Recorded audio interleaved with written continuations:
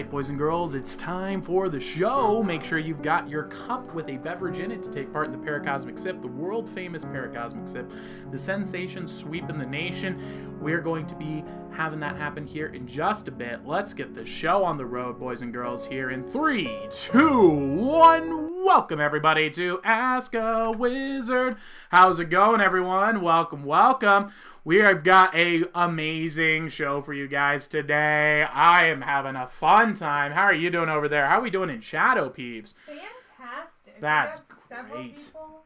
Lightning Owl wants to do the call-in Woo! show. So does Time Owl. Oh, that's going to be great. We're doing paranormal experiences call-ins. So yesterday, Blessed Owl came in and said, you know, Tyler, we're just not seeing enough of the paranormal stuff anymore.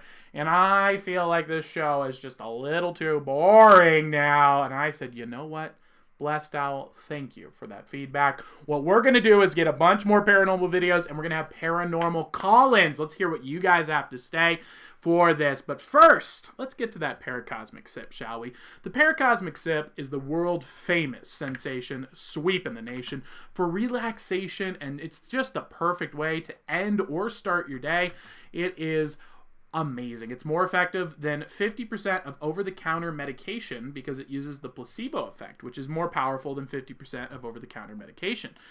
It's a lot easier to get started, though, if my mouse doesn't disappear, which you guys may know is a common problem around these parts. Now, let's get this up here. We've got the beautiful relaxation music going on in the background. And, of course, we have the Owl of Truth and Relaxation right here. Get that nice loud for you guys. So, as you look into this adorable owl and this beautiful nature picture, what I want you to do is go ahead and grab your cup. You're going to need this. It needs any cup, any container with a liquid in it is perfectly fine. And that will allow you to take part in the Paracosmic Sip. Now, we got to get rid of all this negative energy. So first, what you want to do is make an energy ball in between your hands, just like this. Now, I know that sounds really weird. You're imagining an energy ball in between your hands. Tyler, what are you talking about? Just try it. See what happens. As you imagine that energy ball in between your hands, and you do need to actually imagine it, you'll start to feel a magnetic force pushing back. It's pretty creepy. Once you've felt that, imagine all the negative energy in your body, from the toes all the way up into your body, into your arms, is a color, and have that energy just flow up into your arms and fill that energy ball up. And as it fills up, it'll get all the way to the top. Once it's reached the top, it'll become a little bit heavier, and you will know that it's charged up, and you can just let it go. And when you do, you'll feel a nice relaxation over your whole body as you release that negative energy. But it's not enough. That's where the Paracosmic Sip comes in. That's where you have your cup. What you're going to do is place your hand over your cup and do a similar exercise, but this time we want to imagine a glowing color in the bottom of the cup. And imagine it floating up the cup, and this energy is going to represent the energy you do want. Positivity, good feelings, relaxation, whatever energy you want. This is going to replace those negative energies you just felt. You should feel it glowing up in 3, 2, 1. You'll feel a tingle on your hand. That's how you know it's charged, and you're ready to take part in the Paracosmic Sip. We have people all around the globe. We have people in Ireland, California, Australia, Canada, Montana, Missoula, Montana. That would be us. We've got people in Massachusetts. We've got people in South Carolina, North Carolina, Florida, Texas, all around taking part in the world-famous Paracosmic Sip. In 3, 2. You'll feel that energy go through your body, fill you up with the exact energy you need, and that, my friends, is the world-famous Paracosmic Sip. Let's get the show on the road. Oh, Peevies, could you get me my headphones over there when you have a chance? And we will get this show going. And before you do, could you update the slide there? And let's get this up. How are we doing in chat, everybody? Welcome, welcome. Casey, how's it going? We got Ducky Owl in chat. We've got Sherlock Owl. How are you guys doing? We got Peevies. She's texting up a storm. We got Eog from TikTok earlier today. We did a reading for them. Welcome, welcome. And hope you guys are getting in contact with Peeves, because you're probably needing that Discord link. I'll drop that in chat for you guys right here. So you can do the call-in show. Peeves already did, but I'm going to throw it in just one more time for you guys. And that is where you'll actually be set up for the call-in show later. I'm currently getting an ad for YouTube Premium. No, I like reviewing your terrible ads. It's kind of part of our show. It's ridiculous. This is absurd. So let's get started with the weekly weird, shall we? We got to cover some news so that we can tell everyone we watch the news, but you just only watch this news, and then the people are really confused by the news you consume because it's so odd and random, and you have no familiarity with any of the propaganda that they're putting out. So let's take a look at that. With This Week in Weird, a child has hacked a nuclear agency's Twitter account and posted gibberish. Guys, you can never underestimate the incompetence of government. Never. These people are the biggest failures. If you are trusting the government for anything in your life, your health care, your ability to get paid, your job, your security, your safety, anything at all, if you rely on the government for it, you deserve to be swindled because it's a scam, and there is an entire recorded history of humanity showing that you should never, under any circumstances, trust a government for anything other than genocide and theft. And this child proved it again by hacking into our nuclear agency's Twitter accounts just on a whim. So if you are considering a government solution for anything, you're a fool, and you should learn philosophy. I recommend Aristotle's Politics. They're pretty awesome. And that, my friends, is This Week in Weird. Let's move on. The day is the last day of the Build, Grow, and Create Jump Challenge. This is where we as a community are learning how to jump higher. And we have been training for this. Now, OPVs and I were discussing this. I think that the best way to go here is for us to have the measure-ins starting tomorrow and then going through the weekend. So all the way up until Sunday, just to give you guys some more time to do your jumps and actually measure so we can see how high you guys increased. And we need to start brainstorming here what our next activity is going to be for Build, Grow, and Create. What physical skills do you guys want to get better at? And we're going to do the same thing for April as well. On top of this, and you don't have to take part in this, you know, I know there's plenty of people at healthy weight, some people who even need to gain weight. Don't take this as something you need to do, but OPVs and I are going to be doing a diet challenge. For 1 month, we're going to see which of us can lose the most weight possible by percentage. And that is going to be our competition we're doing on top of the Build, Grow, and Create. So tonight will be our last piece of propaganda for jumping. That is the parkour. So let's watch our propaganda for the day and let's get on with the show. I can't wait to get some of these paranormal calls. I was seeing a lot of people in there with some crazy Meet your next cool pillow. Stories. I'm Why really do we make our interested. pillow in the shape?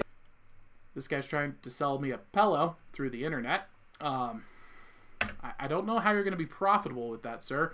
It seems like you've got a really low cost per acquisition to make that work. I don't think that's going to work there, bud, with digital YouTube ads. Let's get this all the way up here because that's where we stopped. And let's go. Woo! This is us now. We have grown in our ability to jump, and we have attained powers beyond measure.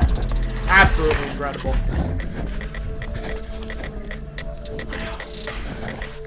Where do you even find a place like this with all these crazy rooftops? My gosh. Oh my word, that's such a big leap. I like how sometimes they just do flips for the fun of it. There's like, by the way, I can do a flip. Who's this guy? He's like, no, don't mind me. I'm not a free runner. I'm just late for work.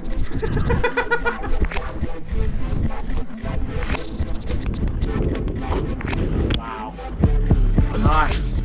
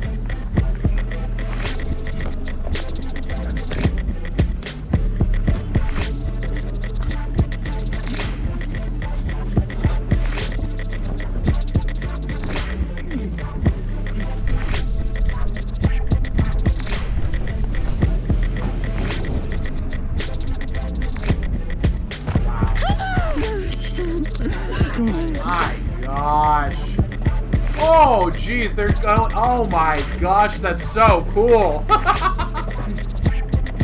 Wow.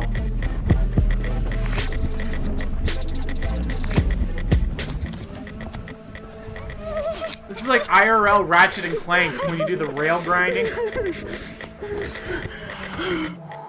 Jeez. All right, boys and girls, that is the last of our jumping propaganda. I hope you guys enjoyed this month's Build, Grow, and Create, where we learned how to jump. Can't wait to see our numbers come in. I'm hoping that I have gained 30 million inches. That's my goal, to jump over skyscrapers now. That's what I'm hoping for. So we're going to find out what that is at the end of this week. That's going to be exciting. And if you guys want to jump in the Discord, put in some suggestions. What should we build, grow, and create next? What skills do you want to learn how to do to get better at and attain real-life superpowers? That is today's Build, Grow, and Create. Let's get on to the show. Now, I heard we've got a paranormal double call lined up. Some people who are experiencing some real paranormal activity that are going to call in and let us know about their experiences. So let's set the stage here with a little bit of spookiness. Now, again, guys, this is going to be spooky. So if you're not a fan of spooky content, this is probably not going to be the best stream for you. Please, if you're under 18, get your parents' permission before enjoying the show. And if you're just not a fan, that's perfectly fine too. But we're going to do some more spooky stuff here because Blessed Owl is looking for that content, and I want to make the best show for my owls. So let's take a look here at some of the footage that we have seen. This one, I don't even know if this is paranormal or if this is just a strange creature. So let's take a look at this first. This thing was caught on camera in South Africa.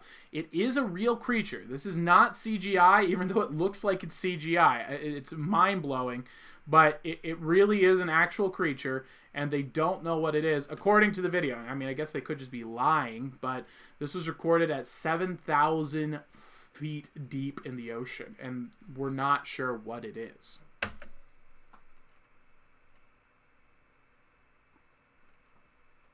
It's like a floating alien mouth with teeth. And it doesn't seem to be moving. I don't know how it's I guess maybe if it moves with the current. Absolutely bizarre. I'm assuming it must be like some sort of jellyfish or squid or something, right? What do you think this is? Anyone, any thoughts in the chat? This thing is freaking me out, man. Just another reason to stay out of the ocean. Jeez. And if it's at 7,000 feet, that's out in the dark there. What in the world could this be? So that is my question for you guys. That's the first bizarre thing that I have up here for you. Now let's take a look at some weird sightings that we've been having. Oh, PBs, you got an idea over there? I just sent the link for them to join. Just sent the link. Awesome. Okay, sounds good. We'll start it soon. What does the chat think? Are you thinking jellyfish? What are our thoughts? In the chat here, Peeves. Do we have any ideas? Did you take a look at it? I have no idea what No idea. Okay. All right, that's fine. That's No, fine. I don't know. Now, this guy here claims that a ghost is going to move her necklace, and apparently they catch it on camera. Now, this guy is supposedly a psychic of some sort, or paranormal investigator, and try to ignore the fact that he looks like he is the 70s reincarnated. Like, he's actually the embodiment of the 70s. We're going to try and look past that fact that he has just the most outrageous hair. He has the hair of a 19-year-old valley girl, yet decided to also go with facial hair. So a very disturbing juxtaposition of style here. Not sure what the look is here. Maybe he's going for a Chris Angel vibe, but he has apparently got some evidence for us.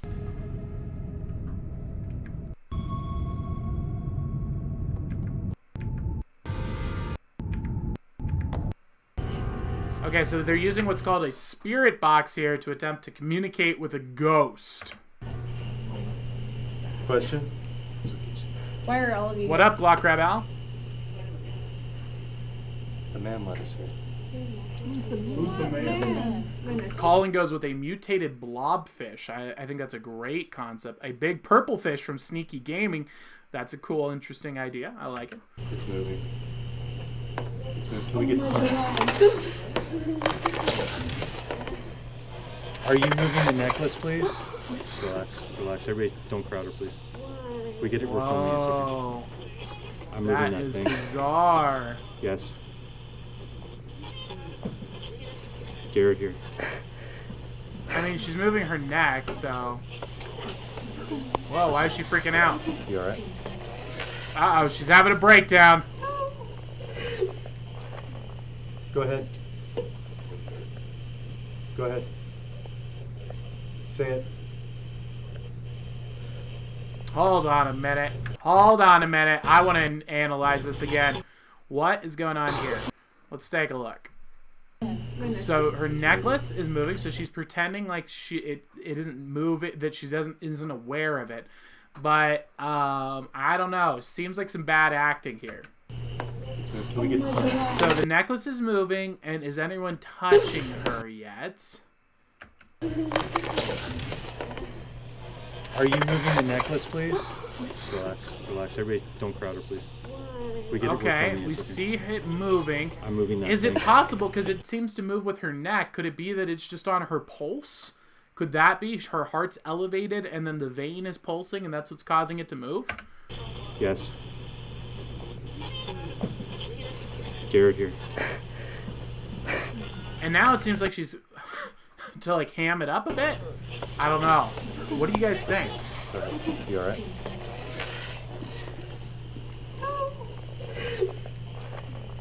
Go ahead.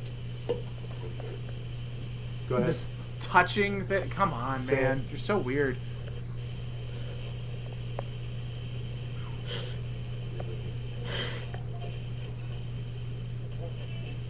What is with this? What is with this toy? All right, let's see if we can zoom into some better. Glyce wanted me to tell you hi. So she says she can hear the spirit He talking to misses her? you so much. Oh gosh, man, that's weird. That's creepy.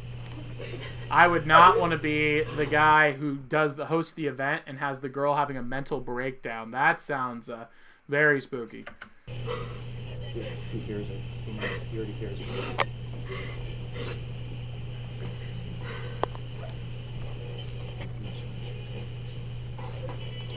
Jeez. Hoping you'd be here. I am. Came to talk. You came to talk. I don't hear any of the things he's saying. It sounds like just static noise. I had to give you a sign here.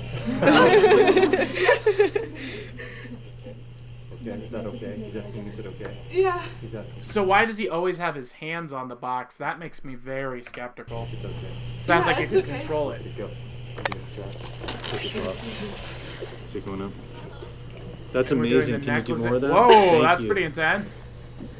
That's incredible. Very Thank you so much freaky. for doing that. All right, so I'm gonna go ahead and give that a 6 out of 10 because it didn't feel like a paranormal thing. It kind of felt like a magician's magic show. It came off as a magical performance vibe to me, not so much a spooky video vibe. What do you guys think, though? What are your thoughts in chat? What do you guys think? Is this real paranormal stuff? Let me know in chat. And let's get this call set up here. I'm going to get some delicious, delicious meme music playing for us. And then we're going to head on over to the first call-in of the day to hear about some people who are experiencing real paranormal phenomenon at home in real life and have experienced it in the past, and we're going to ask them about what that experience is like. Let's get Moonlight Sonata. Oh, that's going to screw up my playlist here. Let's go with YouTube. Moonlight. Oh my gosh, my thumbnail is so good. Sonata. There we go, Tyler. Trap remix. Don't spell and stream at the same time, people. It doesn't work. It's not possible. Fun facts. Oh gosh, there's a lot of options. Let's just pick this one. See what happens. I'm not sure if I like this. Oh, that's terrible. No. We're not gonna subject you to that torture. That was horrendous. That was not good at all. What were they even trying there? COVID-19 separated didn't. us, but safe vaccines are bringing us together. Vaccines! Get vaccinated. I now have multiple friends who have gotten the vaccine, and it's caused them debilitating physical illnesses and a whole bunch of horrible things. And it wasn't because of, and the flu had no effect on them whatsoever. It was all just a scam that caused damage to their body. I highly recommend not injecting toxic materials into your body because the government tells you to. All right, let's get this set up.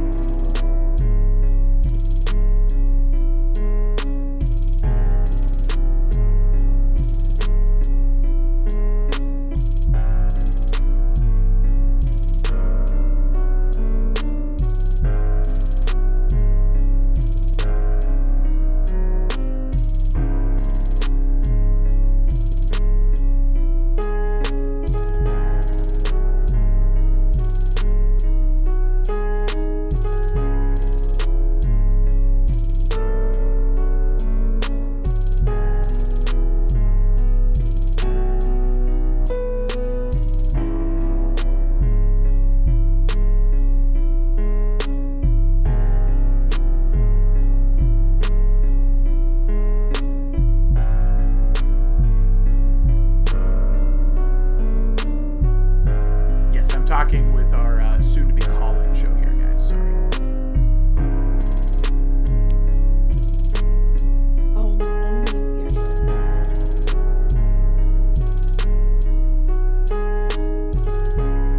Hi.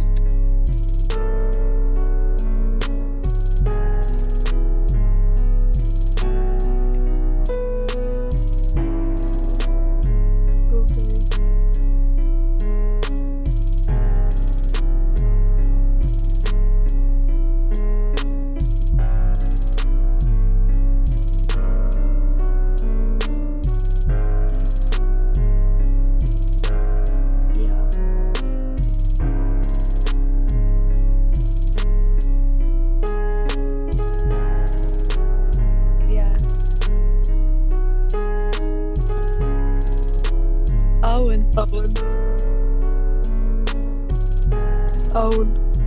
Yeah.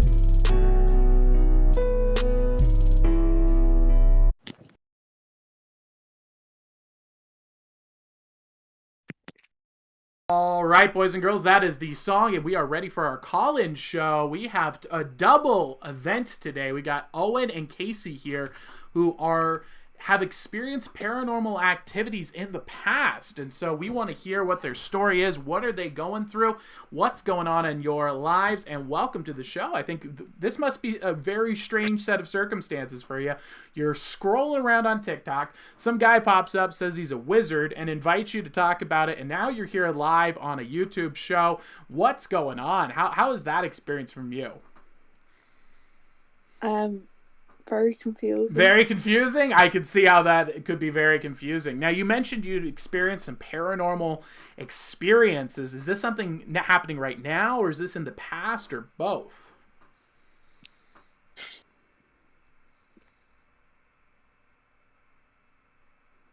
Are you still with us, Casey? In the past. In the past? Okay, cool. So what are we looking at here? What kind of experiences? Was this something very scary? Was it something more just benign? What happened?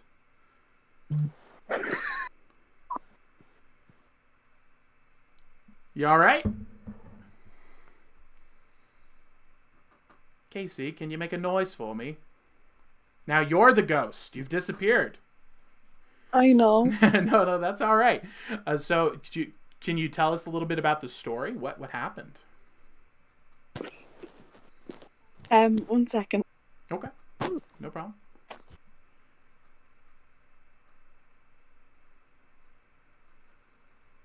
Owen, are you here then? I guess we're here on the phone. Owen, if you can jump in for Casey, let us know. How are you doing?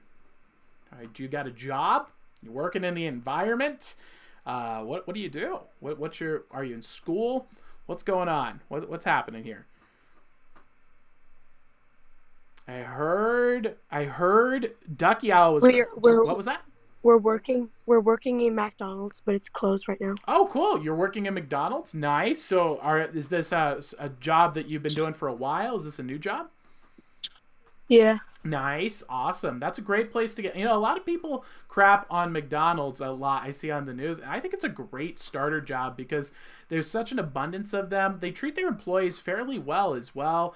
They're compensating them fairly well for what they're doing, and it also has a lot of potential to see how a really large company operates. And I think there's a huge advantage to that, to kind of see, when you have a $1 billion company, what do they do? Even though you're seeing it from the ground floor, that's really where the business happens. So I think there's a lot of value to those kinds of jobs that people tend to overlook because they're like, well, I'm not getting paid $25 an hour. It's like, well, yeah, but you're learning how a $1 billion company works, which is pretty awesome to me.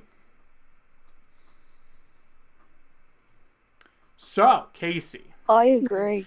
Back to this paranormal experience. So did we see a spooky ghost?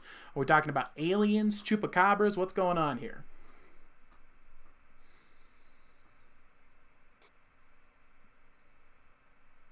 Nothing? Are we good?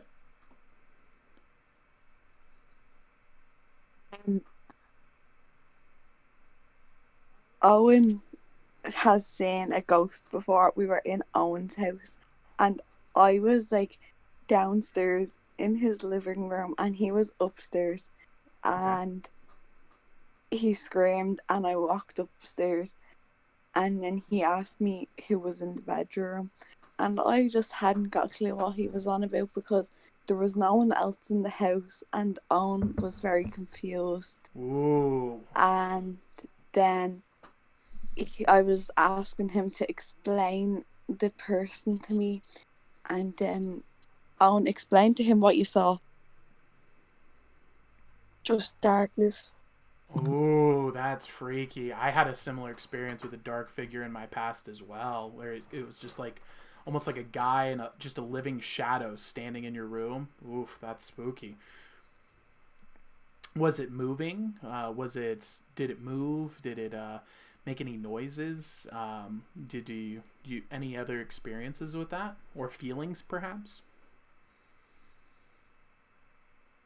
In Owen's house before, we were in his kitchen, and we were standing there, and like one of the I don't know what you call that, because we call it something different because we live in Ireland. Oh, we have so many owls from Ireland. That's amazing. We have a Sneaky Gaming Owl is from Ireland. Wise Owl is from Ireland. That's so awesome. We're building a strong Ireland base over in these parts. I like it. I'm a big fan of Ireland. Yeah, well, like I don't know what it's called. Well, like we call it a press, right? It's like where you put cups and everything. Okay. Like a cupboard. Yes. And like the door was just opened. Ooh, that's freaky. Jeez, so you guys have like poltergeist stuff going on here. So you're seeing a shadow moving around. It's opening your doors. That's crazy. And this is an experience. And Owen hasn't had this kind of experience in the past either. This is just out of the blue kind of occurring. Yeah. Wow, that's bizarre. Jeez. So is this something that's ongoing, or have you guys resolved it? Has it moved on? It happened last week. Oh, it happened last week. Wow. Okay. Exactly. So this is like recent discovery. So you're going to have to keep coming on back and giving us some updates on this, because this sounds really awesome. Now, I would recommend, if I was in your situation, let's not go interact with the spirit. We're not trying to commune with the spirit and figure out any of that stuff. Instead, maybe just, if you're countering these kinds of things, letting them, if you're a Christian, I am a Christian, so that's where I'm coming from. letting them know, this is a place for God. You're not welcome here. And you got to leave. And that would be the full extent of what I would say for your communications if you do encounter those things. And I think that'll help you out. But it does sound like if you're having any of these experiences, I want to definitely get an update on this because it sounds pretty awesome and it sounds really legit. A lot better than some of these videos we've been seeing for sure on YouTube.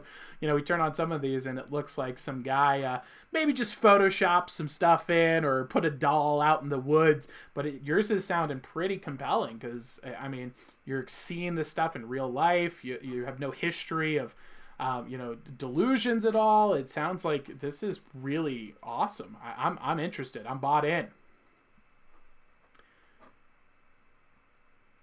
That's pretty odd. That's pretty cool. Yeah, and Owen has had like different encounters with it than I have because I'm not always at his house. But Right.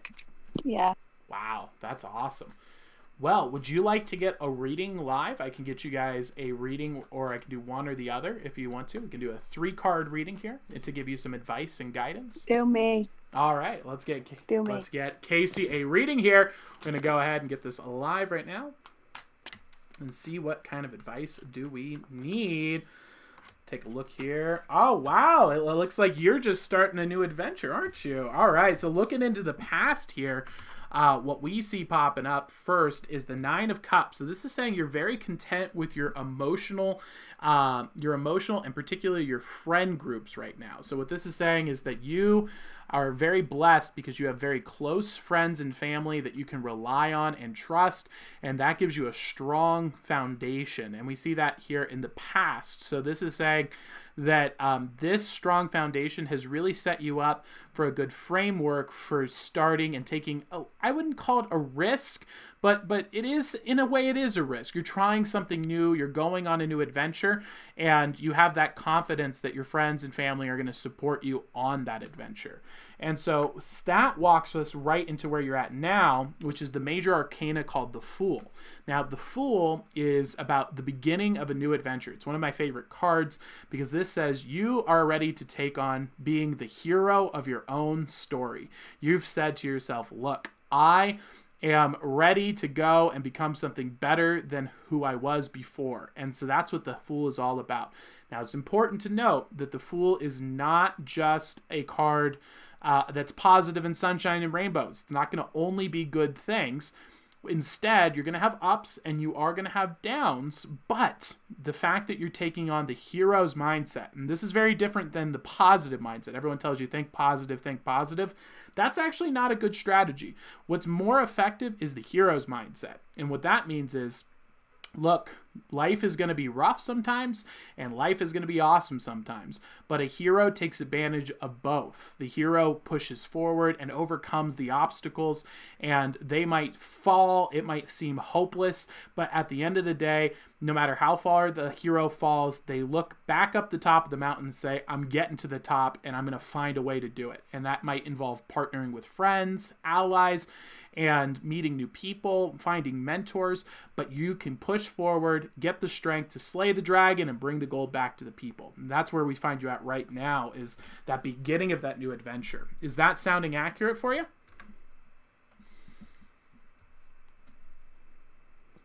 Yeah, I'm gonna be moving house. Moving from your house? Wow, that is awesome. So that sounds right on point, starting a new adventure. That could be a little spooky, a little stressful, but also such a fun time. What a great experience to be going through. So it sounds like that's sounding accurate. Let's move on to the next steps for you here, which is the 8 of Wands. And this is about spiritual growth. So what this is telling you here is that it's important to realize this adventure is going to help you grow on your deepest principles. We call it developing your character around these parts. They used to be a thing that we talked about in society, and we've kind of gotten rid of it. And I'm trying to bring it back with the Owls, which is build your character. And what that means is, you are a character in the story of life. God has authored this life for us, and you're a character in that story.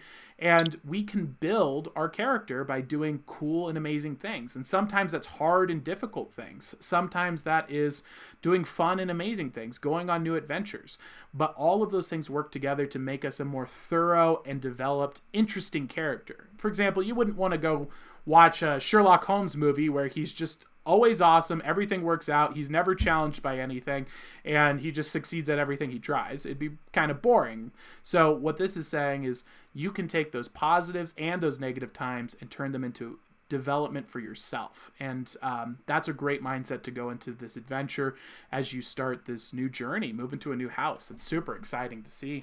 And what's inspired that for you? Is it a new job, new opportunity, just looking for new adventure? What got you up and moving?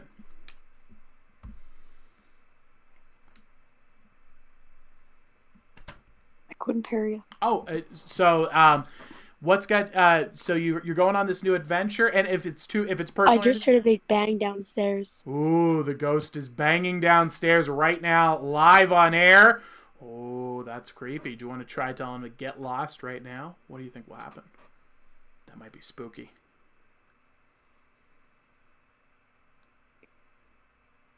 Anyways. All right. So you're moving house. Is there, and if it's personal, feel free. You don't have to answer at all. But is there something inspiring you here? Is this a new adventure, new job opportunity, something going on? I just don't like the area where I live. Okay, yeah, that was exactly what happened to us in O'Peavy's and I here. We hated California and we moved out to Montana, which is pretty far away from California. And similar thing, just not a good area for us. Well, that's fun. That's exciting. It's a pretty big adventure, and it sounds like you said you got a job already lined up there too. Yeah. That's great. I work in McDonald's. Awesome. Well, you got a job lined up, and you're moving to a new area, and you've got a spooky ghost scenario going on. Are you moving because of the ghost? Is that what's happening here? Are we trying to run away from this ghost? Ghost is in Owen's house. I don't live with the Oh, ghost. okay. That's good. And how about Owen? How are things going for Owen?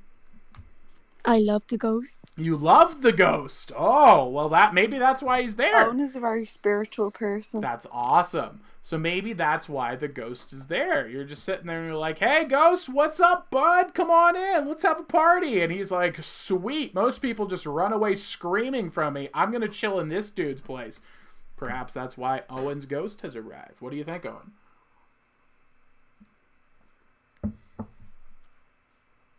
Yeah, I think it's a good ghost. You think it's a good ghost? All right, so maybe it's a Casper ghost that just kind of looks like a spooky ghost, perhaps. Maybe the ghost saying that you were lonely and decided that you needed a friend. Oh no. What if Owen becomes like the foster's home for ghostly friends? He brings in all the foster ghosts, and then he's just got this whole house filled with them. He's like a Disneyland haunted mansion over here. I think that's gonna happen. Uh-oh. Well, Owen, you're gonna have to keep us updated on this then. That sounds amazing. Well, Like what was that? 2 days ago, Uh-huh. I was like in my room and the door just like shut open and kept opening and closing. Ooh, that is freaky. And it doesn't scare you, huh? Not really. Wow. Well, that's very brave. I'm proud of you. I would still recommend let's not build relationships with the ghosts. That's not a good idea because you don't know. They could be tricky guys. But if stuff's happening. That's pretty intense. That's awesome to hear. Sneaky Gaming says all the ghost wants is the Wi-Fi password. Sneaky Gaming has a theory that he's looking for your Wi-Fi password, and then he's just gonna go on his ghost iPhone and he's gonna just mess around on there all day. Yeah, Owen, just give me a Wi-Fi password. All right. Well, thank you guys so much. And if you could catch any of this on tape for us, send it on in. We'd love to feature it on the show. Upload it to YouTube, and we'll show it on the show and review it. We'd love to see some of this stuff. That'd be cool. Owen's house was built over a graveyard. Oh gosh, it was built over a graveyard. That sounds like a great way to get some spookers in your house. Wow. That's crazy. Well, Owen, it sounds like you're having quite an adventure over there. If you have an iPhone, let's get some footage. I wanna see a spooky ghost. I wanna see some stuff happen. Graveyard from the wall. Real spooky ghost. Oh, graveyard from the war. Wow. What war was that? I'm not sure. Interesting. Okay. Yeah, I know you guys have had a lot. You've had some really interesting histories over in Ireland. Peeves and I were watching a documentary. Our mind got blown about Ireland because we watched 2 documentaries on the same historical event, and we realized, oh, this is all just propaganda and lies. Because we watched one documentary and then another documentary, and they basically both said the exact opposite thing, and you're like, so these people, someone here is lying. It's like, what? Somebody's lying about Ireland, and we don't know who it is, and so it's kind of weird. Yeah, that's crazy. Well, is there anything you guys would like to plug? Are there any social platforms we should be showing off here? Or you got a business, an Etsy business, something you'd like to let us know about? No, that's all right. Well, you definitely join us here. Get Owlified if you'd like to get Owlified. You just come up with an owl name, let us know, and then that's your new nickname here. And join us on the stream and give us some ghost updates. I want to know more about Owen's spooky house and what's going on. If you got footage, if you got new experiences, feel free to call in again. You guys seem wonderful and awesome. Thank you so much for joining and not just screaming obscenities until we had to block you. That's very nice. I appreciate that. And thank you so much for joining. Thanks. Bye. Bye. I'll see you later. All right. Woo! What a cool story. So we got spooky ghosts going on over in Ireland. Very interesting indeed. Casey and Owen are on the hunt. Owen's house is built on a graveyard. He's seeing shadow figures moving around. Cabinet doors are opening and closing. Doors are shutting.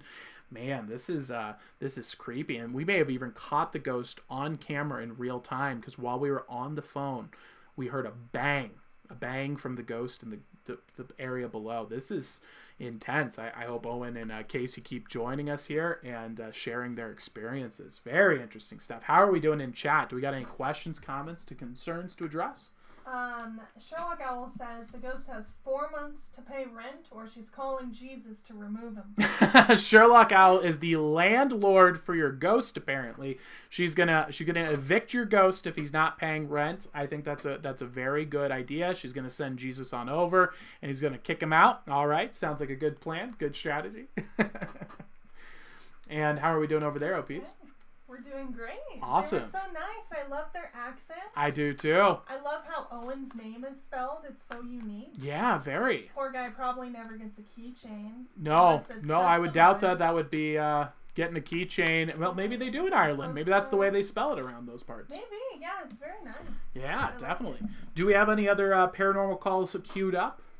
We have a call, but Haley also would like a 3-card reading. Okay. And she asks, do you have Venmo? I do have Venmo. I don't know what it is.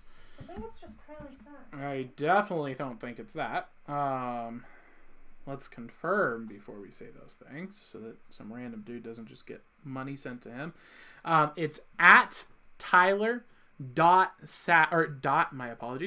at Tyler Sass. So it's the dash that floats in the middle, not the one under. It's not an underscore. It's the one in the middle, the little tiny guy. It's the one on a keyboard. There's the number 0, and then there is a dash next to the 0 to the right. That is the dash. It's at Tyler Sass on Venmo, and pay after the reading is done, and pay whatever you think it was worth and what you can afford. So let's get that going here for Haley. All right, Haley, is there anything in particular Haley would like a reading about? Let me know in the comments below. We'll get that reading started. I'm not sure.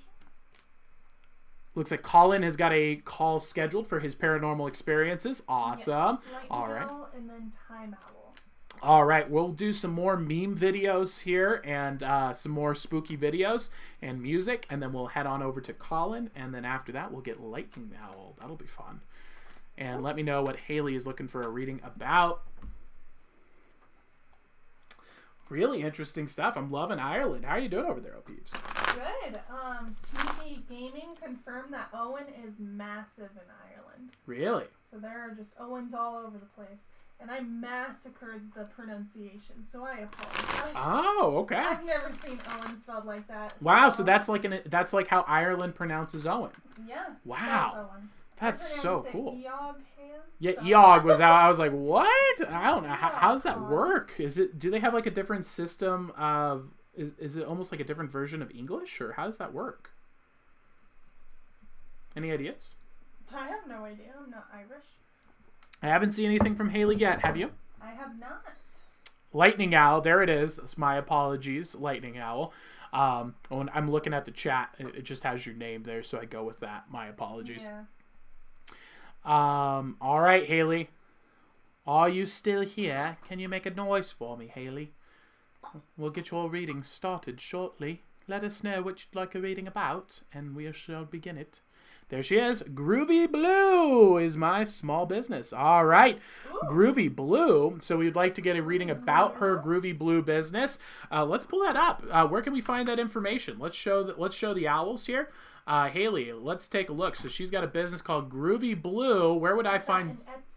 Is it an Etsy store? Is this a Instagram, YouTube? Where would I get some info on this thing? Tyler, doing a sponsorship for a business is like $5,000 on a stream. Yeah, I know. I don't care. Let's get Groovy Brew right up here. Tyler, you're going to undervalue yourself. I don't want your sponsorships. Let's get Groovy Blue. I'm just going to type it in Groovy Blue. Let's see if that pops on up. It's cigars? No, that's not right. I don't think that's hers because it's spelt differently. All right, let's see if she can give us some info here. What do I need to do to get Groovy Blue up in here, Haley? I don't think it is. Haley is here. Awesome. Oh, there is a bit of a delay, so let's see if she can give us some info. I don't think it's cigars. No. Actually, fun fact, OPVs and I have both had cigars before, and OPVs has had cigars. Neither of us like them, but we still do them because it's like something to do sometimes. We'll do it like once, maybe a year, typically when we're camping, because like when else would you smoke a cigar? You know, it's like, you know, going to annoy so many people because they smell so bad and they're just an awful experience all around. Are you okay? Yes. I'm trying to find like. I wanted to share a story, but I wanted to leave out a part, but it's still weird. Oh, does Haley want to do the call-in show? I'm not sure.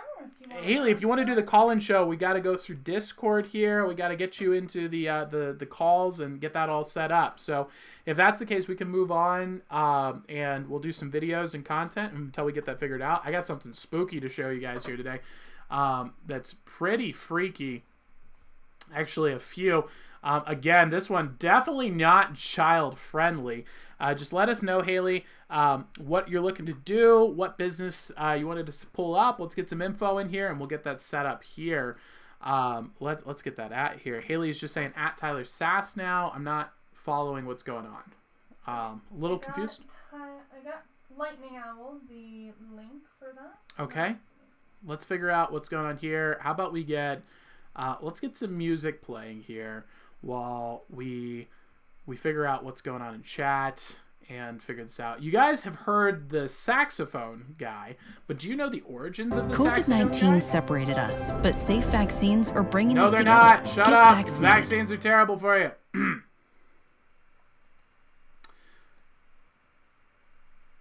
Oh gosh, another ad. Look at her. She's eating a cheeseburger. Why would you give me an ad in Spanish? I don't speak Spanish. I can't. Did you really not think to check the English box? It's really not that hard, guys. Jeez. Throw your money away, why don't you?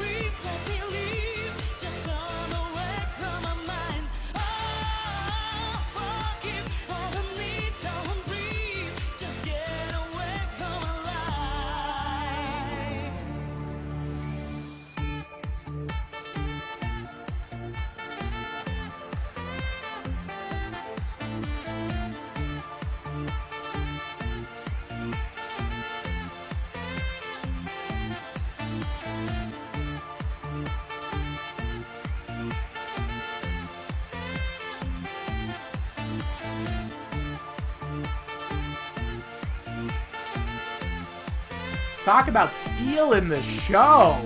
Woo!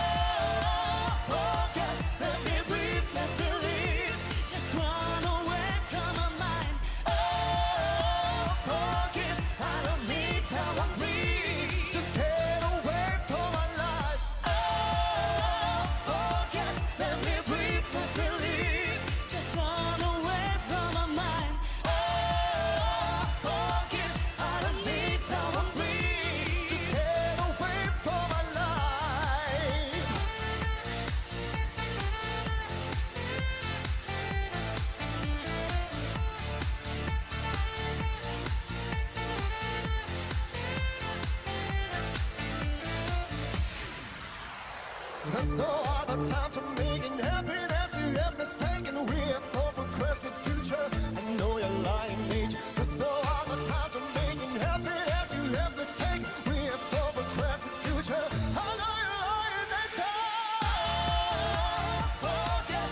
mate. All right, now you know the origins of the saxophone man. So we're getting Haley set up here for a call-in reading. She's going to be doing a live 3-card reading. She's looking for guidance on. I hear you. Yep, you are on here. Let me go ahead and we're going to go onto your Instagram here right at the end of this song. So we're going live here in about 20-ish seconds, and I'll talk to you in just a bit. Okay, thank you so much. It was underscore Groovy Blue. I'm having technical difficulties.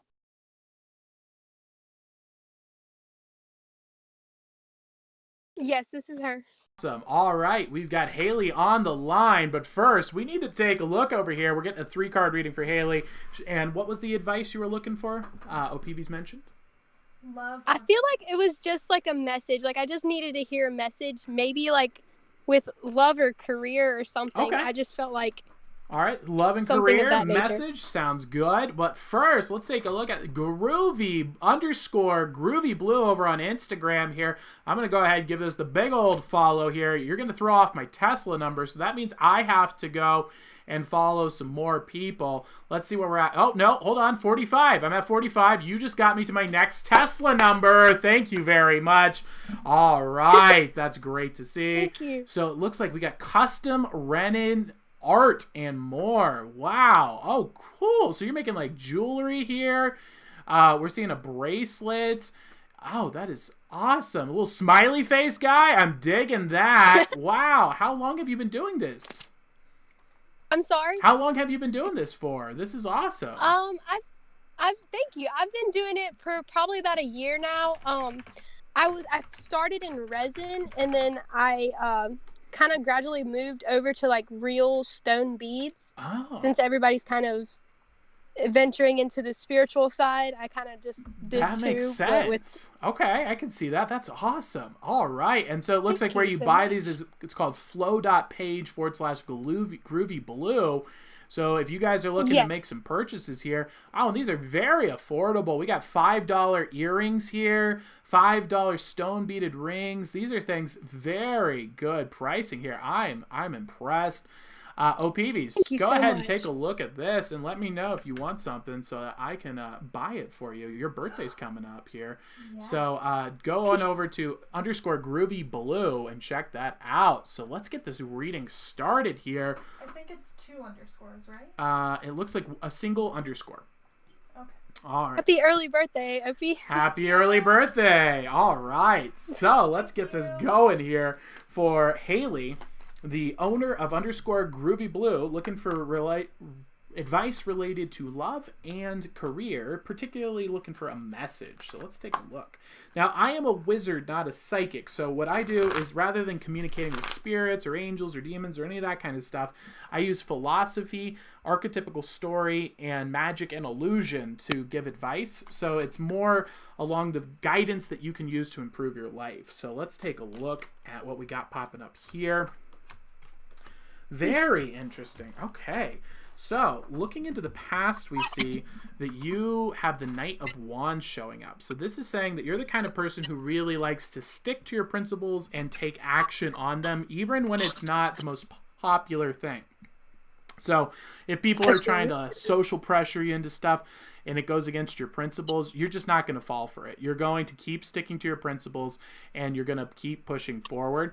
And that's what we see popping up here in the past. And that's led you into a new situation where you're at now, which is the King of Swords. So this is interesting because this is typically associated with overthinking. This is thinking about thinking kind of thing. And so it's because the king is about knowledge and the sword is about knowledge. So this typically indicates that we're in a space right now where we're thinking about thinking, and it's not productive. We're worried, what if this happens? And then what if this happens? And then what am I going to do if this happens? And we go on and on with this in our head, and we find out we're wasting a lot of time worrying about things that never even happened, and they keep us from taking action. So in regards to love specifically, you see this happen a lot when it's like, oh, should I talk to them? Do they even like me? Should I, what would happen if I go up and I say hi to them and they're like, get out of here? And all these negative things going through your head. And then you just end up never talking to the person. And so you never even found out. And in career, you see this pop up a lot with thinking about, what if I try this strategy? And then what if it goes wrong in this way? And what if it goes wrong in this way? And a lot of times the correct solution for all of these things is to simply say, what is the lowest cost way that I can test this out? Now, in love, this is easy. You just go and talk to the person. And if they say no, you go, shucks. And then you move on to another person. But in career, it can be a little trickier because you want to make sure you're factoring in money and making sure that you're not spending outside of something that you'd be comfortable with losing and things like that. So that's what we see popping up here for you in the present. Is that sounding on point? Is that something that you're going through right now?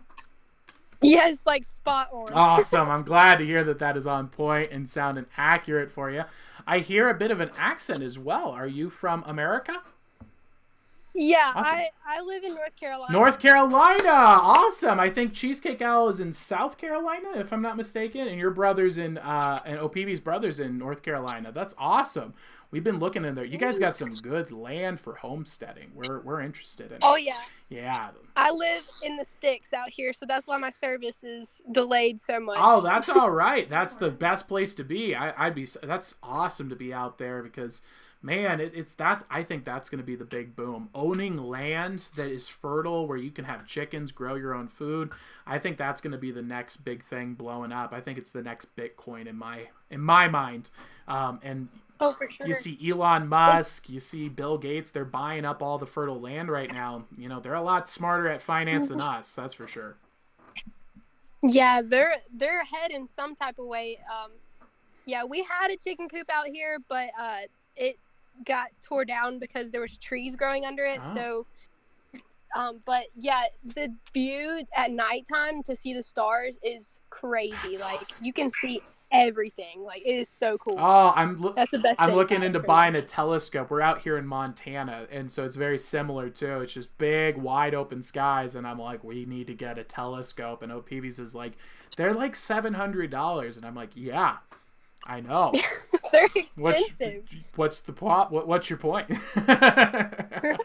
Hey, it'll probably be worth it when you see everything through that Exactly. telescope, though. I feel like you can see way more than the naked eye through that. Yeah, I think we should probably do naked eye first, though, because what if it's just awesome enough and I don't need the telescope and then I just invest in it? You know, there's a lot of art. Well, Beavis has a good point. So let's look into this. There's this. What was that?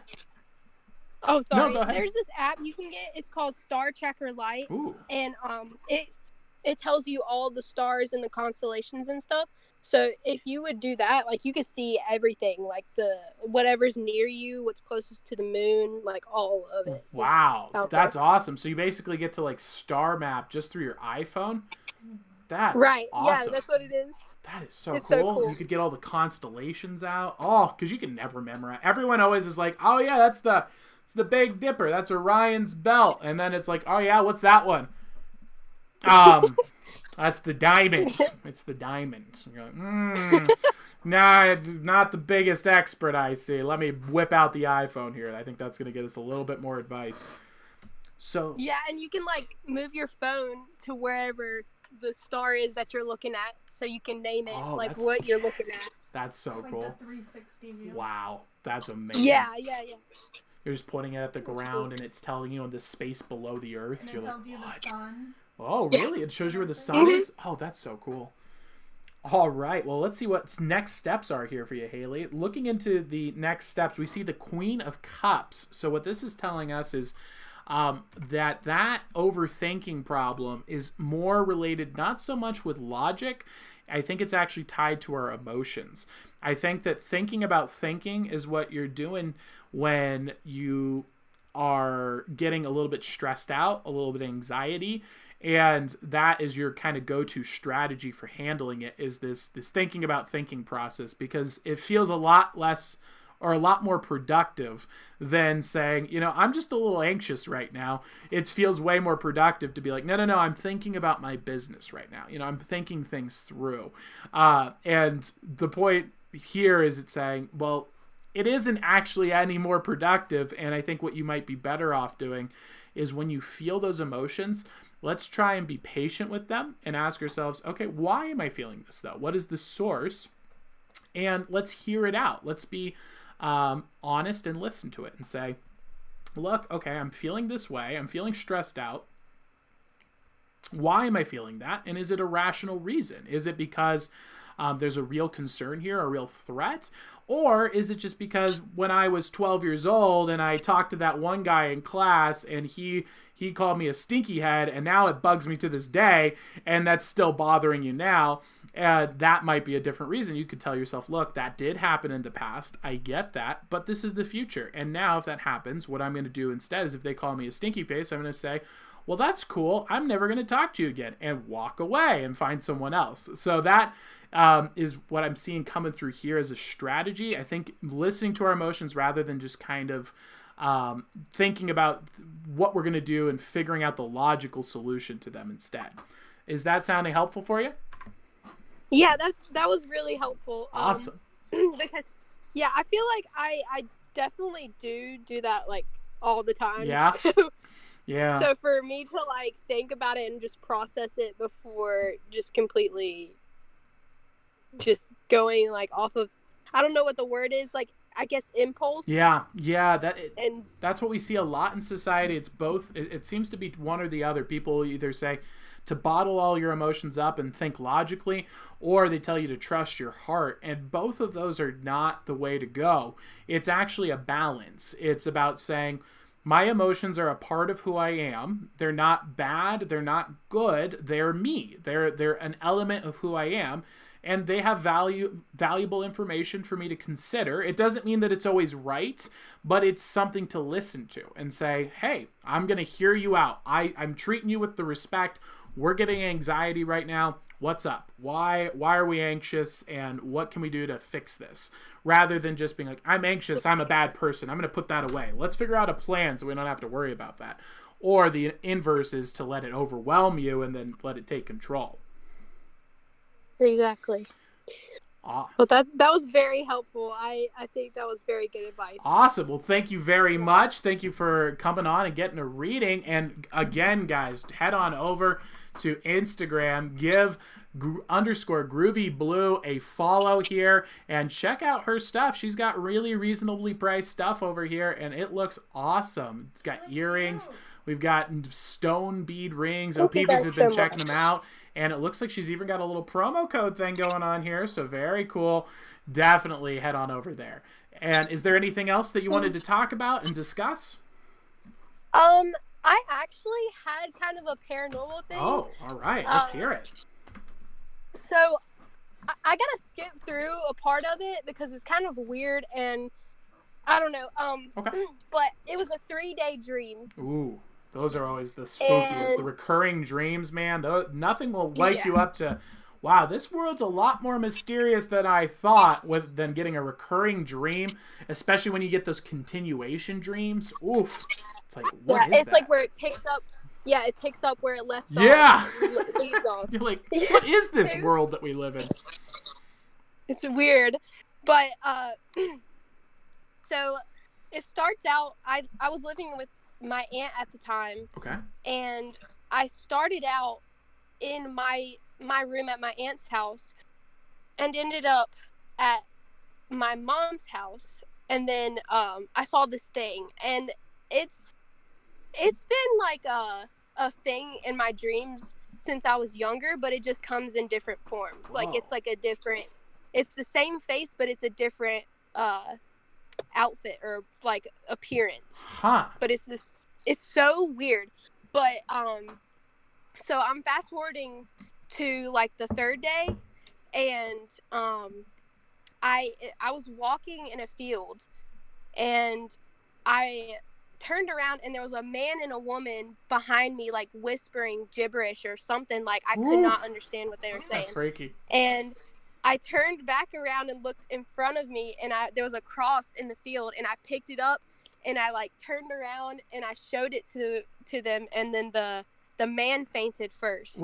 The man just and this was in the dream or in real life? Yeah. Oh wow. Yeah. Oh, there's a real life thing too, and I don't understand how this happened. But, okay. So then I keep walking, and I see another cross in the field. Pick it up. Show the lady, and she faints. Wow. And, power of Jesus crushing in the dream realm. I'm loving it. Right. And then there was a part in the dream where I was actually speaking to it and like making it go away, and I was speaking in another language. Like I was fully fluent in this language. Like I was going, like I knew it, like I was native to that language, whatever it was. It sounded like Latin, honestly. It sounded, I don't know what it was, but it was crazy. And I woke up speaking that language. My aunt is a witness. Like I literally woke myself up to me speaking, like finishing my sentence in real life. Insane. So you like acquired a new language in your dreams and brought that into the real world realm. That is bizarre. Wow. It was weird, but yeah, that was it. I don't know. I had a dream when I was younger of the same girl, and she was in a bathtub full of bugs. It was a weird thing. Oof. But yeah, that's rough. I can see that. Wow. So it seems like it sounds like you had an encounter with God where you got this creepy thing coming. It's giving you spooky nightmares, and God presents you with the solution, and it works. That's so incredible, and it almost like giving you a testimony in a way to show you, like, look, yeah, it's in the dream realm, but look, we brought it back into the real world. This has real world consequences. That's so cool. Right, like here's your solution. Yeah. And that literally gave me chills when you said that. Oh, I'm glad to hear it. It's like, it's so weird. Yeah. How that happens, but yeah, that's my little ghost story, I guess you want to say. Thank you for letting us know, Haley. That is awesome content. I like it a lot. That is a great story, and definitely stick around. If you want to get owlified, let us know. That's where you come up with a cool nickname followed by the word owl, and that's being part of our community. You're already in the Discord, so that's where we hang out, and thank you for joining us. Thank you so much for having me. No Both problem. of you guys. Thank you. From shout out to everything. North Carolina. That's awesome. And we got to check out places for Ask a Wizard events because I bet you North Carolina's got some sweet spots. We should definitely check it out. We got a bunch of crazy stuff. Yes. A bunch of abandoned places, really. Though. Ooh, abandoned places. But, we are looking at on Ask a Wizard events. So what we do is we go and find places, just giant mansions that you couldn't ever afford on your own, and then we get owls together in the area and rent them out. So we split the cost by like 12 or 15 people. So you're getting like 3-night stays at these crazy mansions for like $300 for 3 nights. It's crazy. Well, that's actually ironic because I know this place that is in Greensboro that's a abandoned mansion. Oh shoot! Well, we not get us some info on that in the Discord. That's crazy. I wonder if they have it on Airbnb, or if it's like the places that we go through and it's like the abandoned spots and the paint's all peeled and it's creepy. Though it might be like that too. Who knows? We'll find out. Oh, it is creepy. Oh no! I've been out there. I haven't been inside, but it is creepy from looking outside. I don't know if they will. I think we have an audience that would probably be like, "Oh, it's haunted. Yes, I want to go there more." Count me in. Definitely. All right. Well, thank you for the tip. We will write that on down and take a look. Well, thank you for joining, and we're gonna head on to the next segment. Let's go. Look at that. We got a ghost story in here as well. Thank you very much for joining, Haley. What a wonderful caller. All good callers. I like this. The internet told me that I should be deeply afraid of doing call-in shows and how difficult it was going to be to find genuine people. But it turns out if you spend 3 years straight banning every single person who sucks on your chat, you only have good people left. It's really a good strategy. It's almost like all the things that we've been doing have been working together to come together as a big, massive plan. That's pretty awesome indeed. How are we doing in chat, OPBs? How are things going? Fantastic. They asked, does pineapple belong on pizza? Oh, yeah, for sure. What about pizza belong on pineapple? I don't follow. Wouldn't that be the same thing? Does pizza belong on pineapple? I would say no, that's too much pineapple. But, it's a good accent point with the acidity and the sweetness. It can work. Definitely. All right. Let's get some creepy stuff. I think, it's only 8 o'clock. I think 9:30 is a good time for the spookening hours to begin. The spookening. Did I even tell you guys? We're going to buy a fog machine. We're going to buy a fog machine for the show, and then when it's the spooky times, we're going to turn on the fog machine here, and it's just going to dump in smoke into this place, and that's how you're going to know it's time for the spooky stuff in the future. I think that would be a lot of fun. It's hopefully going to kill all of the fruit flies. Oh, yeah. Peebees is on board because the moisture might kill the fruit flies, so that's part of the plan, which I think, I don't think it's going to work at all, but we're going to find out. Let's take a look at let's get some groovy beats going, shall we? Or not. Or we're just gonna. This is Game of Thrones theme, Linkin Park from the inside.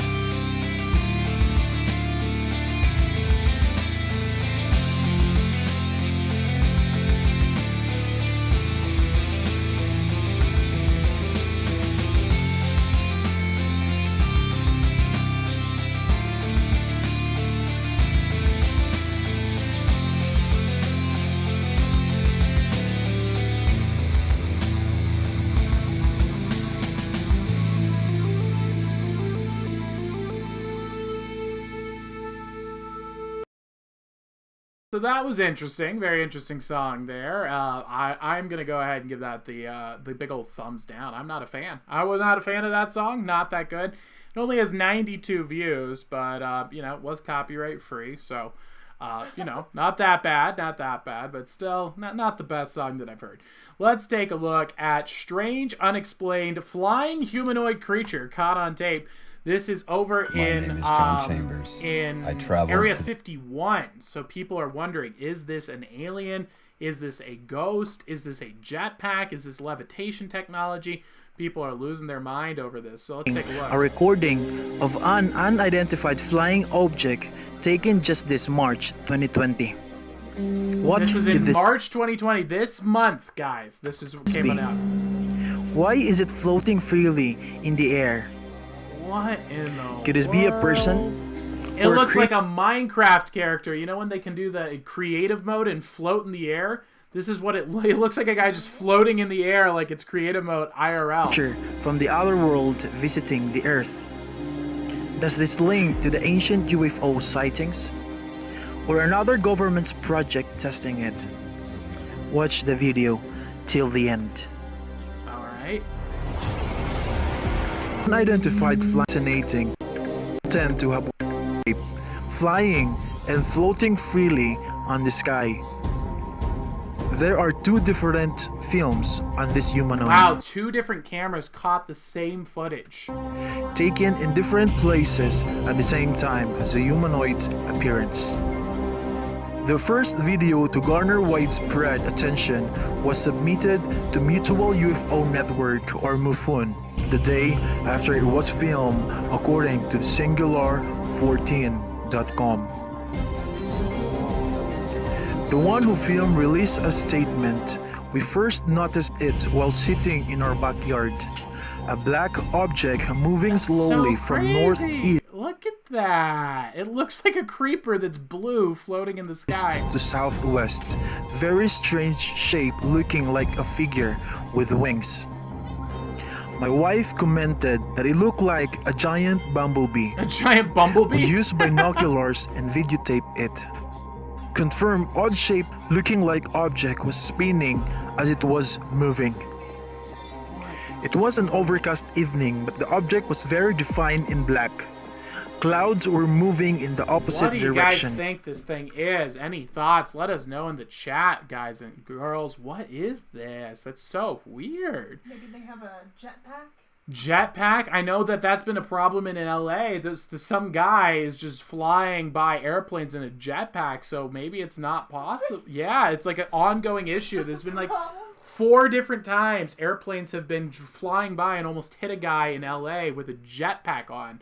And they have never been able to identify who he is or where he's from or how he's doing it, but they've got lots of footage of him. So I mean, maybe that's it. Maybe this is a guy with a jetpack. I can see that. You know, you don't see that in regular life, right? If they continue, they get it. What's going on? Are we good in chat? Yeah, we're good. They stopped arguing. Oh, there's an argument going on. Oh, okay. What's going on? Are we arguing over the ghost? What's happening?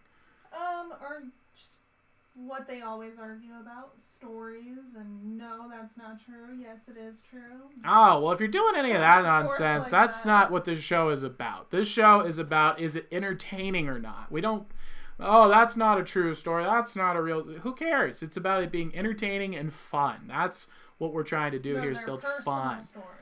Yeah, exactly. But if they want to share a story, that's fine. Okay. Yeah, definitely. Have fun. Have good times. It's, you know, you don't go, imagine if you, like, while you're telling a campfire story, you're all sitting around the campfire, right? And you're like, we're going to tell you the story of the slasher who was in that cabin right down the street there. The reason its lights are off and everyone else's are on is because no one lives there anymore, and it was the home of the slasher. You don't want to be the nerd who's like, I'm going to look that up. Oh, that's not true. That ruins the whole fun. It's a story. It's a campfire story. We're having a good time. Don't go do that. That's boring. All right, so that is the spooky video. What are your thoughts, OPBs? What do you think this thing is? Jetpack guy? I think he went into chat and put game mode creative. Creative mode, that could be possible too. Long story short, it's true. Okay, I'm on board. It's like a UFO got invisibility, but the aliens don't get invisibility. That's a cool way of looking at it too. He's just like chilling in this. It's like Wonder Woman. You know how she has the invisible airplane, but she's still visible in it. So she's like flying around in this invisible plane, but you just see Wonder Woman in the air. So it kind of defeats the whole purpose. Oh gosh. All right. So let's take a look, and shall we get Lightning Owl on the chat? Lightning Owl is in chat. He is ready to go. Okay, we're going to hop on over to another paranormal story from the Owls. This one's coming to us straight from the Lightning Owl. Let's take a look at what we got going on here, and I'm going to hop on into the chat. Are you there? Can you hear me, Lightning Owl? I think he's on mute currently. We'll find out in just a bit. Go ahead and unmute yourself, bud, and then we will hear you, and then we will begin the spooky story time. I think this would be so much fun if in the background, like if we were like this, we got one light and there's a fog machine going. Oh yeah, like this, and then you see fog floating around, and then Alex gets a laser pointer and just starts freaking out with it. Oh, this would be great for the spooking hour. How are you doing, Lightning Owl? I heard a sigh of relief from you. How are you doing?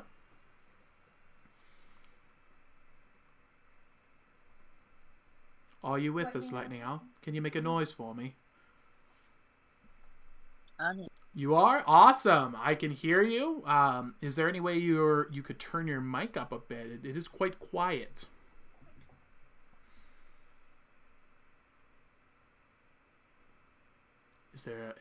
Can you hear better? Yes, I can hear better. How's it going, Lightning Owl? So you got a spooky story for us? Yes, I do. All right, so let's hear about this. So we've got Lightning Owl in the chat. Legendary Lightning Owl. Been around with the Owls for quite some time now. He's been through 2 owl names, if I'm not mistaken, right? Yes, Snow Owl. And yes, I have. Snow Owl to Lightning Owl. Very alchemical. I'm liking that. And so is this a story, is this happening like right now, or is this something from the past? I actually have 2 stories from the past. Ooh, 2 spooky stories from the past. Do they connect, or are they 2 separate stories? They're separate stories. All right. Well, let's hear about, let's get the first one.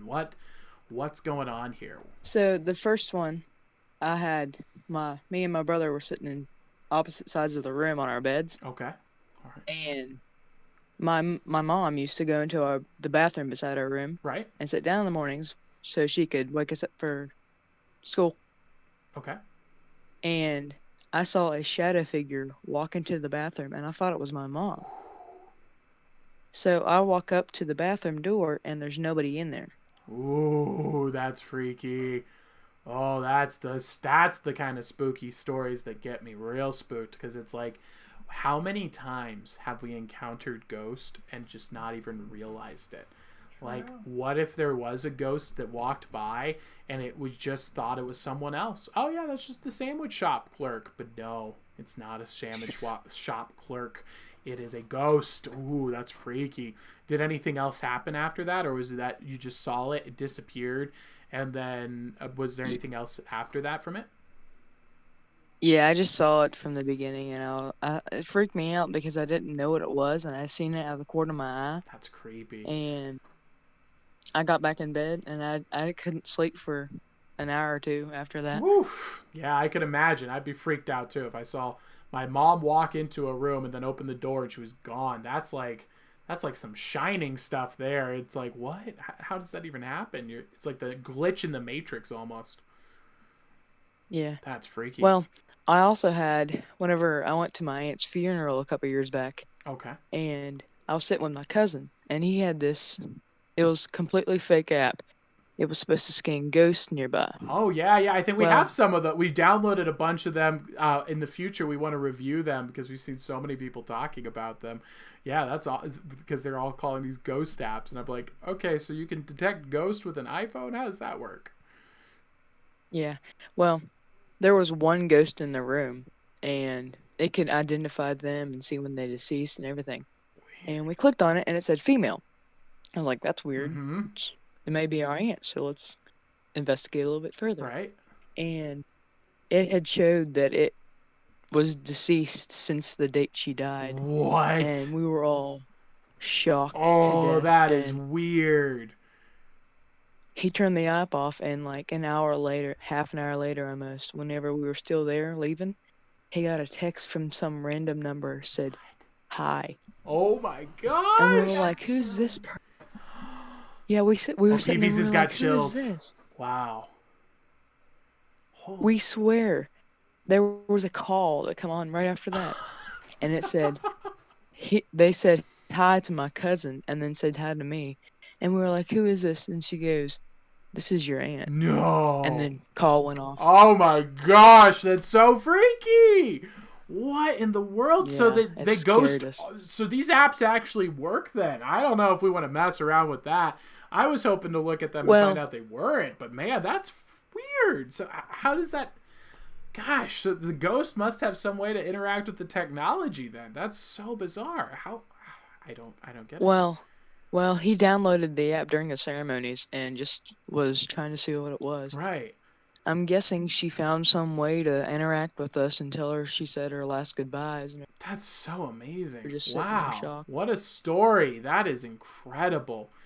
My goodness. That is so cool. So and you got a phone call and a text. That's wow. That's insane. I got a UFO story too. Oh shoot, we got a UFO story as well. And you're from West Virginia, right? Yes, I am. I hear the Mothman's big around those parts. Is that true? Well, he's mostly in the upper north area of where I live. I live in Nicholas County, which is towards the middle of it. Yeah, we were driving around. Was it Charleston? But like out in the more the wood area of Charleston, we were looking for farmland over there, and they were like, "Oh, you got to stop by the Mothman place." We're like, "What? We never even heard of it." And so I was like, "This is gonna be great for the show. We gotta get it." Yeah, there's Mothman rumors all around West Virginia and everything, and it's really cool. Yeah, it's beautiful there, man. One of my other aunts, we watched a documentary last year in school about the Mothman and everything like that. Oh, wow. And one of the people who seen it, they were driving in a car and everything, and they seen a roadwork ahead, and they were like, "Okay, we'll just stop up here." Well, the lights that were on the blockades, they were red. Yeah. But they were off and everything, but they seen two big old glowing lights. It was the Mothman. It came at their car. What? Like, completely damaged their hood. What in the world? And it gave the woman a tumor in her brain. Oh, geez. What? So it's like a cancer bot too? Oh, gosh. I thought the Mothman was just like some... If you look into... Wow. If you look into its eyes, it messes you up. Dude, that's freaky. Okay, don't make eye contact with the Mothman, people. I would not do that. It's like the basilisk from Harry Potter. You know, if you look it in the eyes, you're done. You're doomed. Or what is it? Medusa. There we go. That's what I was thinking. I don't know. Is the basilisk from Harry Potter? Is that the same thing? Did I get that one right? Yes. Yeah. Oh, knocking it out of the park. I saw the movie where the snake guy goes through the pipings of Hogwarts and gives him a nibble. I remember that one. He's like 4 years old in the movie. It's really odd. Like Harry Potter, he's like 3. He's not 4. I don't know, man. He looks really young, really, really young in the movie. It was like a toddler. I can't really tell the difference between, like, for me, everything below a certain age just is like a 4-year-old to me. Like, I can identify, oh, this person is a young teenager in high school. And then everything below that is just 4-year-old. You're like, oh yeah, that's a 4-year-old, and O'Peebe's does not understand it. I don't know why. My brain just categorizes things funnily. I don't get it. It hasn't been a problem for me yet, has it, O'Peebe's? Well, so we saw that the UFO sighting that we had. Yes, let's hear. Yeah, we were sitting in our room one night. We have a bunk bed now. I was sitting there. And I just felt like the need to look out the window for some reason. Okay. So I got my brother and went up to the window. We did not hear a helicopter, an airplane, nothing. Like you would usually hear that kind of thing. It's so loud. Yeah, definitely. We see a big old spotlight out of nowhere. Okay. Like, just turns on whenever we see it out of the corner of the window, goes all the way across the wood line, and disappears behind the trees. And we're sitting there like, what is happening here? What did we just see? And is it a UFO? Ooh, that's freaky. Yeah, I mean, and you're right. You would 100% hear it.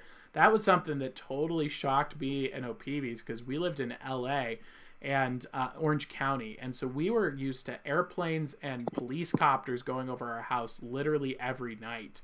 And then we moved to Montana and something fishy was going on around the election time. There was like military vehicles going around, airplanes and stuff, and military helicopters. And it freaked us out. And we're like, oh, whoa, I forgot. There isn't the constant ambiance of thun, thun, thun, thun, thun, thun, you know, like that loud, giant helicopter noise, because you don't have that out here in these parts. And you don't have that over in West Virginia either. It's just something you have in these major cities. And so, yeah, you would 100% be like, if there was a helicopter, you'd be like, yeah, what's going on outside? It's loud, and you can hear that thing for miles and miles away. That's insane. Yeah. We have a flashlight. It's a big old orange flashlight, and it's got like, I'd say if you were to point it at my neighbor's yard, you would see half of their yard, and it's about 50 feet long. Huh. Wow. So this must have been a huge light. Yeah, like you could see all of our backyard whenever it got to the middle of it. That's crazy. And our backyard's not very big, but it's big enough to where if you shine that flashlight back there, you're only going to see a little bit of it.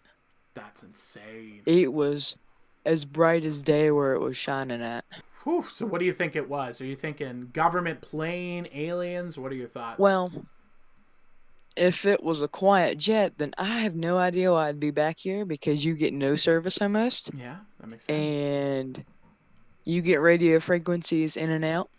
I've been cussed out over a walkie-talkie before, and it's not very fun. Why is that? But I need to know more about this. So there's a walkie-talkie culture going on in West Virginia. Maybe we're missing out on something here in Montana. I might need to buy a walkie-talkie. Add it to the list of impulse buys, Peeps.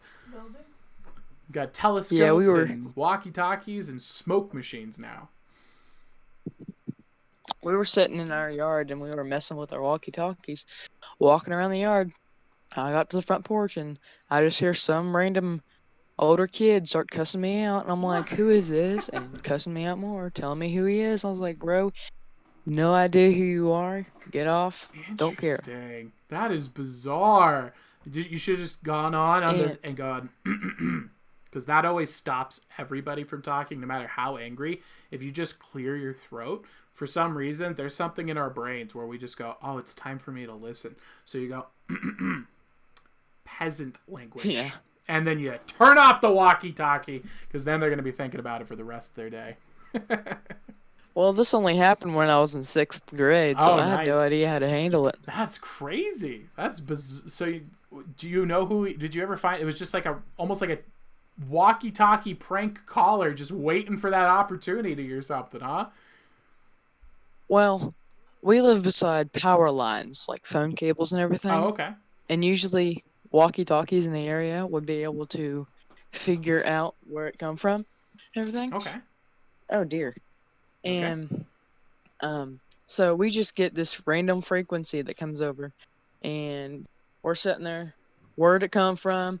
Could it have traveled through the power lines and everything like that? And we're stunned, so we just sit there and wait on my dad to come home. They're still over the radio and everything.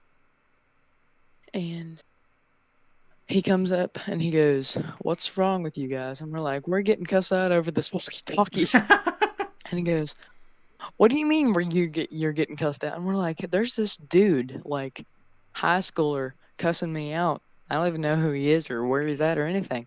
He goes, "Just turn off the walkie-talkie. They ain't gonna bother you." And I was like, "I know." That's a good strategy. I'll do it. That's so cool. Awesome.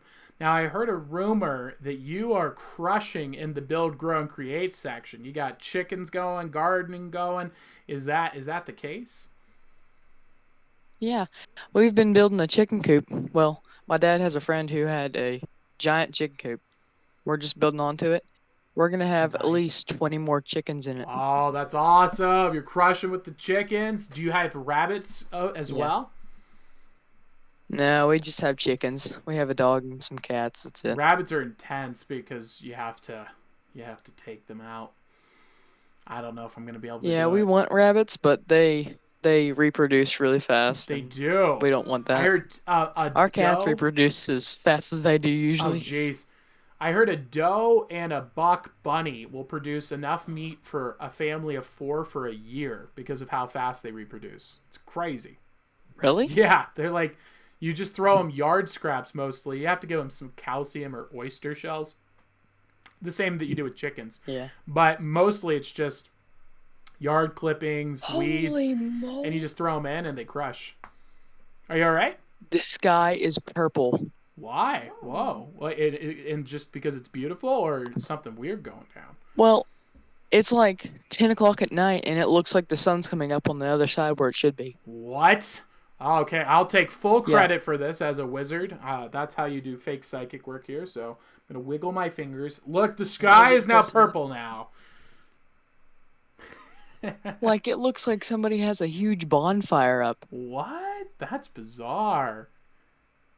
Yeah. Well, if you want to snap a picture, drop it in the Discord. Maybe we can get it up on the screen, or at least get it in the... Actually, let's keep it in the Discord. Only the owls get to know.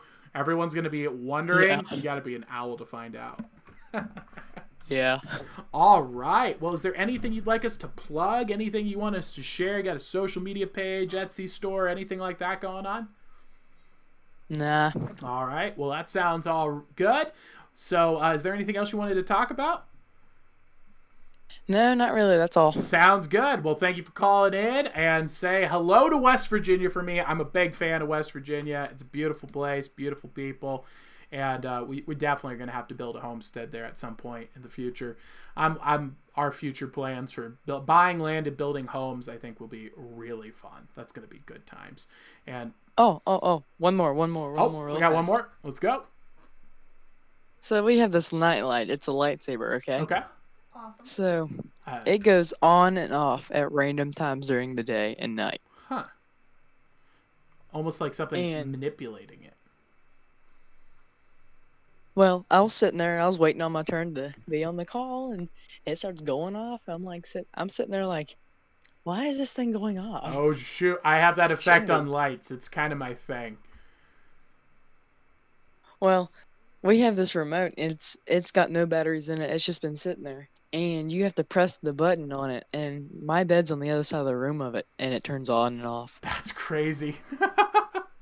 Well, I do have an effect. Paracosmic effects tend to affect electronics, flashing lights, that kind of thing, hot and cold, shadows moving. Those are all pretty common things. So I might be partially responsible. My apologies if that's the case. But it's not anything spiritual. It's just the shared psychological experience. And I don't know why that happens. Carl Jung called it synchronistic events. But not sure. It's just something cool that happens. That's awesome. Are you still with us there? Oh, yeah, there you are. Awesome. Are you okay? Yeah, I'm fine. Awesome. All right. Well, with that, are we good to go? Yep. All right. That's all. We'll move on then. Thank you so much for calling in. Thank you for sharing the cool experiences over in West Virginia. Awesome stuff going on over there. And let's move on to the next segment. Thank you. Lightning Owl coming in with some really spooky stories there. We got ghost phenomenon. We've got UFOs. We've got Mothman lore. And so much more. And now we're seeing lights flickering on and off. And his sky's turning purple. This is interesting. I can't wait to see that in the Discord after the show. That's going to be fun to check out. And how are you doing over there, Peeps? Good. I'm going to make some screenshots to show how to get to the call for Alex to call in. Awesome. Alex from Montana? Yes. Well, awesome. That'll be cool to hear. And I'm pretty sure it's Alex. Did you get a message out to Mouse Owl and his brother? No. Okay, they might want to call in too. If not, they can come in on another show as well. I sent them a text, but if you want to check in with them. Now, we're going to be entering into the spooky content that I've been talking about here. So this is definitely not kid-friendly stuff. If you are under 18, I would not recommend it. Or if you have parent permission, then go ahead. But still, it is pretty spooky. I wouldn't do it. But this is an analysis video of a very bizarre horror channel. It's called Don't Hug Me, I'm Scared. So this is a scary video series that was invented by a horror writer, and he posted it on the internet, but it turned out it wasn't just some disturbing, spooky video. It actually has a bunch of mystery behind it and puzzles and coded imagery. And so that's what the idea here is to find out about. So we're going to watch that here today. And so get your spooky hats on, because it's about to get weird. Let's take a look here. Happen, because I mean, if you think about it, unless this was all a dream, like the last 6 episodes were an actual dream, because the title is Wakey Wakey. Looks like somebody's having a bad dream. Don't Hug Me, I'm Scared is a strange web series here on YouTube that presents itself... and by the way, my apologies, guys. This is coming to us from... the title is We Were Wrong About Don't Hug Me, I'm Scared - Inside a Mind. We've seen one of his videos before. He brought us the Catastrophe Crow 64. Give him the thumbs up. Give him a sub. He puts out really great content that's really well designed. I like his style here and doing great stuff. As a children's TV show, with 3 main puppets learning a new lesson every episode through song. But by the end of each episode, it turns into a horrible nightmare. So many people, including myself, have covered this show and given our own interpretations on what we think it all means. But while most of our theories are different, the vast majority all focus around one theme in particular: the media. The media. The media. The media. The media. The media. Media. All popular theories believe that Don't Hug Me, I'm Scared represents the media brainwashing kids at a very young age into thinking a certain way. Corporations fund these kid shows and interfere with the creativity of the creators, ultimately ruining their show. This theory has become such a huge force in the community that almost no one ever questions it. Even when the final episode came out back in 2016, instead of looking at the new episode and asking if the theory still holds up, people just molded the new episode in a way where it would fit the theory. Looking back, it's something I did without even realizing. I was so convinced that the idea was correct that I was never able to look at the new episode with an open mind. But 2 years have passed, and now that I'm older, I feel I have a much clearer mind. And, not too long ago, the channel has released a teaser trailer after 2 years of silence, promising new episodes to come in the form of a TV show. You know, as I'm watching this, I'm wondering if he's not going to recap the episodes here. And if we haven't seen them, it might not make sense. Maybe we should watch them first. What do you guys think? I don't want to go and watch an explainer. I've seen it myself a long time ago. But I'm wondering if perhaps this isn't going to explain what it actually is. Perhaps, let's see if this guy's here. Let's see what he's got. This guy's name is Nightmind. I'm already subscribed to him, so he must be good. Let's give him a thumbs up here. The channel's name is Nightmind here. I think let's take a... Oh, gosh. This is an hour-long explanation video. Jeez. I mean, holy crap. Maybe we take this thing in parts. What do you think, O'Peeves? Yeah. Let's see. Let's give him a shot here, because it seems like that guy's explaining the video, but he's not really covering what the video is. Welcome to Nightmind, friends. Hello, Thanks for joining me in the dark again this evening. Babies is probably approving of this because it's a black that's cat. what I would normally say if it wasn't so bright in here. Please, excuse me if I caught you by surprise. I thought this kind of topic was special enough to warrant a physical appearance. No. I'm confused. What's going on? Athena just said we have to see it to understand. You have to see it. Not watch it here, though. Okay, so don't watch it on the screen. Is there a reason? Is it like not good? I'm not sure. I have no idea. All right. Well, let's get. You said Time Owl's got a call coming up. Yes. All right, so once he's ready, let's hop on into there. It sounds like there's I'm a little confused on what's going on with this. Let's figure out if Athena's Owl got some more info for us. We'll hold off on that for now, but I do have some other clips to show you while we figure out what's going on with that. Or maybe we should be watching the full video. Whatever you guys think, let me know. Let's see here. Where is my playlist? There's Chocolate Rain going by. Oh gosh, we should check this out. Let's watch this while. COVID-19 separated us, but safe vaccines are bringing us together. Get vaccinated. What I'm going to do is this. I'm going to pull open a tab for myself. COVID-19 separated us, but safe vaccines are bringing us together. Get vaccinated. The government separated us, and I'm not going to get vaccinated. What did you think about the ride? It was great. And apparently, I've never been on live television before, but apparently sometimes I don't watch the news because I'm a kid, and apparently Grandpa just gives me the remote after we watch the Powerball. What's the Powerball? Tell me about the ride. What did you think about the ride? Well, it was great. Why? Because apparently you're spinning around, and apparently every time you get dizzy. Yeah. That's all you do is get dizzy. Is it fun? Yeah. And I've never ever been on live television. I never ever be on live television. Are you excited? Yeah, and apparently I only went down the super slide. When I went down the one, I was scared half to death. I just freak out. Okay. What I need his name.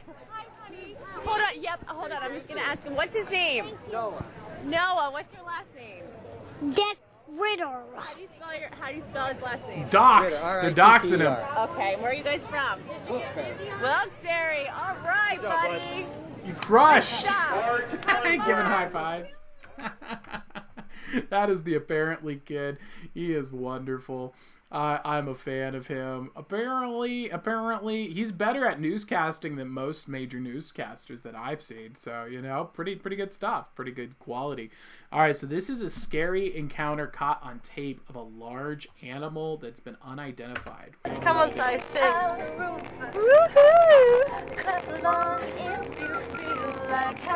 So they're driving through the dark, and they spot something spooky on the side. You're so good at that. What the fuck is that? What? What? No, you don't see that. Oh my god. What is that? Okay, it looks like oh wow. What's that? It's a dog, isn't it? Can you hear They that thought growling? maybe it's a dog and they can hear it growling. Ooh. Oh my god. What's it doing? What in the world? Oh my god. That looks like a standard the Wendigo, what do they call it? The skinwalkers. Skinwalker. Dog? Is it her? I think, yeah, let's go You were have a saying that look. you're sure? Yeah. Shit. Come on, let's go have a look. Come on. Guys, let's go, just stop, just get out and have a look.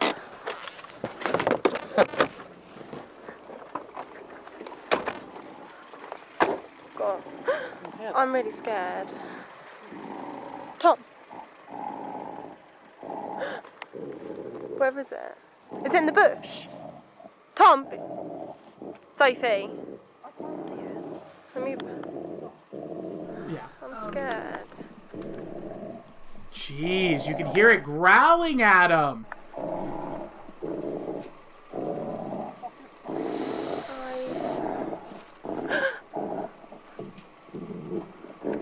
How could you be dumb enough to walk out into the middle of the forest after you see a large animal on the side? Even if you think it's a dog, it's the middle of the night.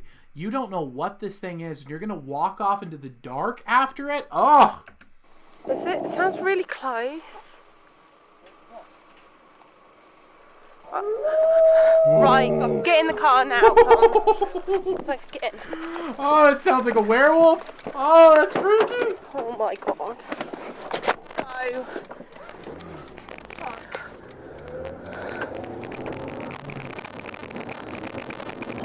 Oh my god. Wow. That is freaky. All right, boys and girls. Well, that was intense. I mean, if it was a wolf, it still would be freaky. But to think about being a werewolf or even being a skinwalker, oof, that's terrifying. Speaking of spooky things, so we've got Time Owl up here on the chat. Is that correct? Yes, he is in chat. All right. We're going to head on over to there and hear another spooky story, this time coming in from the one, the only Time Owl. Time Owl, are you with us? And Time Owl is currently muted. Make sure when you're hopping on here to mute the stream if you're watching the stream at the same time so we don't get feedback. Are you here with us, Time Owl? Yes. Welcome, Time Owl. So I hear you are in possession of a spooky story. Is this true? Yes, I am. All right. Well, how are you doing, Time Owl? Another regular of the stream, coming on for the first time for video call. How are you doing? Good. Awesome. So, you've got the spooky stories. Is this something going on right now, or is this something happening in the past? Something that kind of happened in the past, kind of right now. Oh, so it's like both. All right, so this is cool. We got a trilogy. This is exciting because we have the past, we have the present, and then you're going to have to give us some updates on the future. I want to know how this thing progresses. Sound good? So, yep. Sounds good for your name as well. Time Owl. You're in all places at all times. Very, very fitting. So where does it start? What is the first instance of the spooky experience? So the first part, there's 3 parts. So the first part kind of happened in like 2012. Okay. Something like that. So I was laying in my bed trying to fall asleep. It was September, I was going back to school. So I'm laying in bed with my window open, letting the breeze in. So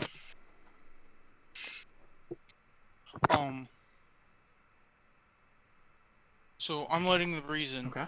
And all of a sudden I see a thing come down from the sky, and it came like towards me slow.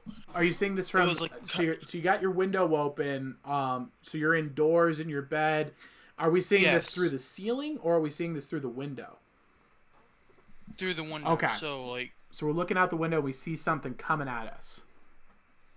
Yeah, but it's like kind of slow, kind of like an airplane type thing. Okay. So as soon as it reaches my house, it stops for a minute. Okay. And it's like this beam of light came shining into my window, blinding me. What? And I don't remember what happened. So a few years later. Oh, so you just from there, it's just like blacked out. So you go out, you see this thing floating in the sky. It shoots you with like what appears to be almost a beam of light, and then it's just completely, the memory's gone from there. Yeah. Wow, that sounds like classic UFO abductions. That's freaky. Were you like, what time is this? Is this broad daylight? Is this nighttime? What's going on? It's like nighttime. Wow. Okay, so you're like getting ready for bed. It's a little hot out, and you see this thing floating by when you open the window, and it shoots a beam of light, and then it's just all memories are gone. Yeah. Wow. All right. And then a few years after that happened, I have this dream about my uncle giving me a telescope. Okay. And I see this, like, it has a dial. He told me not to touch a dial. The dial went from 1 to 5. Okay. So I switched it to 1. It showed me the moon. And next thing you know, I switched it to 5. And it showed me, like, Mars and all the planets. And on Mars, I seen, like, this purple green alien guy. And I told my uncle about it. He said, "Did you touch the dial?" I said, "Yes." And he started speaking in a weird language, like Latin or something like that. Wow. So your uncle is that like so? And this is a dream, correct? The astronomer. Yes. Okay. Yeah. So maybe he's like the alien. The uncle is the alien in disguise. Ooh, that's spooky. Mm-hmm. So you're like, touching the dial. We weren't supposed to touch it. You talk to your uncle, and then all of a sudden he says to you, like, just starts going into gibberish mode, and it's freaking you out. Yeah, gibberish mode. Yeah. Wow. And then a few weeks after that, I started getting sleep paralysis, where I would start seeing the alien guy at the corner of my bed. What the heck, man? That's crazy. Ducky Owl was having some sleep paralysis too. That can be really terrifying. I've heard that happens for a lot of people, where they'll see aliens, have old hags encounters and stuff like that, and it can be really scary. Yeah. Wow.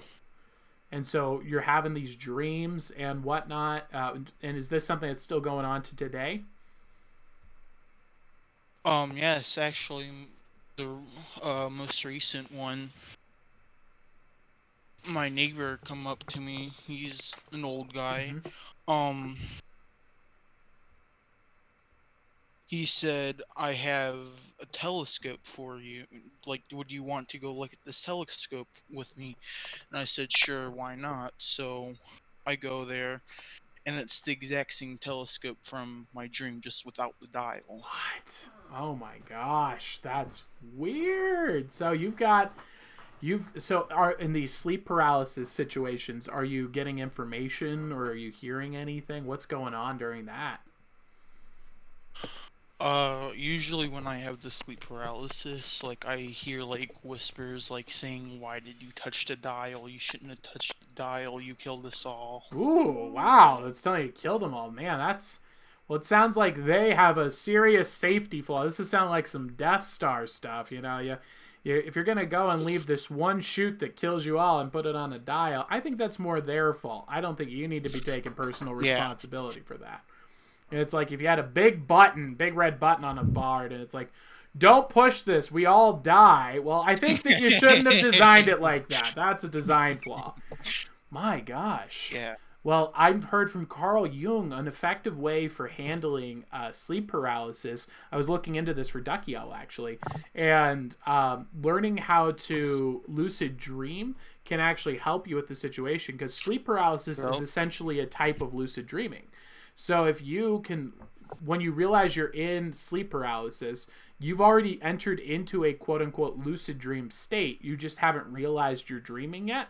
So if you can gain awareness during that and saying like, oh, here it goes again, it's sleep paralysis time, you can actually gain control of the circumstance and then make it into basically a living dream where you can just float around and do cool stuff. So that might be something to look into to try and figure out how to control it.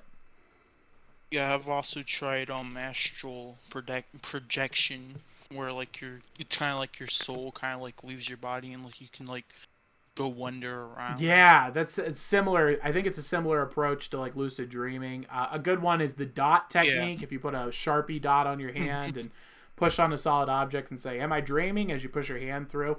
If you do that in your waking life, you'll repeat that in your dream life, and then your hand goes through something and you're like, whoa, this is weird, I must be in a dream, that kind of thing. Yeah Very interesting. Awesome, Time Owl. Well, that's some spooky stuff. So we've got UFO sightings, we got dream paralysis, we got laser beams happening, telescopes. This is crazy. So what do you think it means? What are your theories onto what it might be? You thinking what are your thoughts?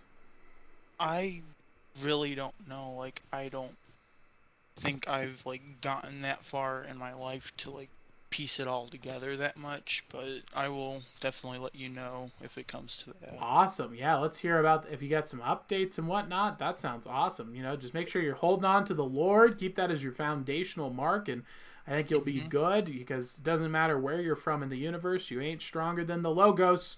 A plus B equals C is true here, and it's true on the other side of the universe. There's no no place that logic does not touch. So you'll be good with the logos. Yep. Awesome. All right. And where are you from, Time Owl? Michigan. Michigan. We got to add Michigan to the list of shout outs there, then. That's awesome. So in the beginning of the show, we do a paracosmic sip and shout out various states and countries and areas that different owls are from, and we don't have Michigan on the list. We got to get them. I've heard Michigan is another place I've heard a lot of good things about. I heard it's like one crappy city, and then the rest of the place is just beautiful and amazing and good land and great hunting and well priced too. Yep. Is that accurate? Oh, did we lose him? I said, yeah, that's accurate. Awesome. I think my internet cut out there for a second. All right. Well, thank you so much for letting us know. And I like Michigan a lot. They got the big lakes, they got the land, and the hunting I've heard is just world-class hunting up there. So we got to check that place out.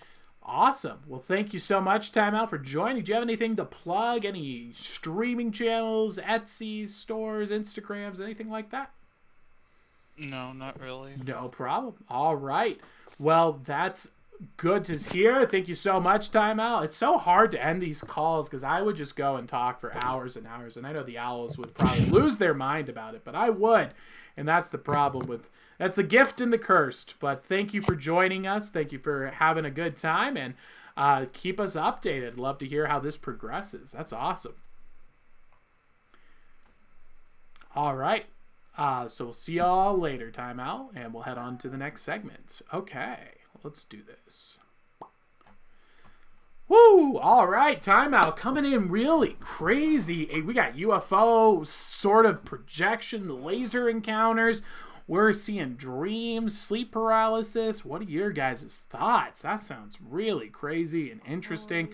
My word, that's bizarre. And the dreams are connecting with reality. I mean, that sounds like a moon state to me from the tarot cards there. Wow, absolutely incredible. OPB said, seems relevant. What's going on? Ducky Owl was confused as to why he was saying this.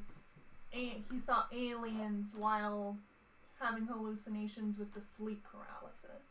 Oh, yeah. Those are very common. Maybe he was hallucinating aliens. Yeah. The sleep paralysis, hallucinating aliens is very common. It's specifically like gray alien people. It's that and the old hag of a woman. Those are two very common ones you'll see. And she had questions as to why the whole backstory, if it was just sleep paralysis. So because it seemed relevant. Yeah, and it seems like it started before it. And then you started experiencing. And then you start having those experiences. Very interesting indeed. Awesome. And so we talked to Athena's owl, and it turns out the thing that we were looking at apparently is like super inappropriate. So thank you for letting us know, Athena's owl. We're able to censor that. So now I have to go to the other content here, and let's take a look. Why don't we shift to, should we do an exploration? A creepy building exploration? We haven't done one of those in a while. Sure. All right, let's take a look here. And then we'll do another call? Definitely, yes. Okay. All right, let's go. Oh. Okay, dude, I swear, man, I saw. Settle down, pop-up window. I added like 7 of these, and I can't find them on here for some reason. Maybe I'm scrolling too far. Let's see here. So this one is the director's cut of The Abandoned Orphanage. Something happened to my friends.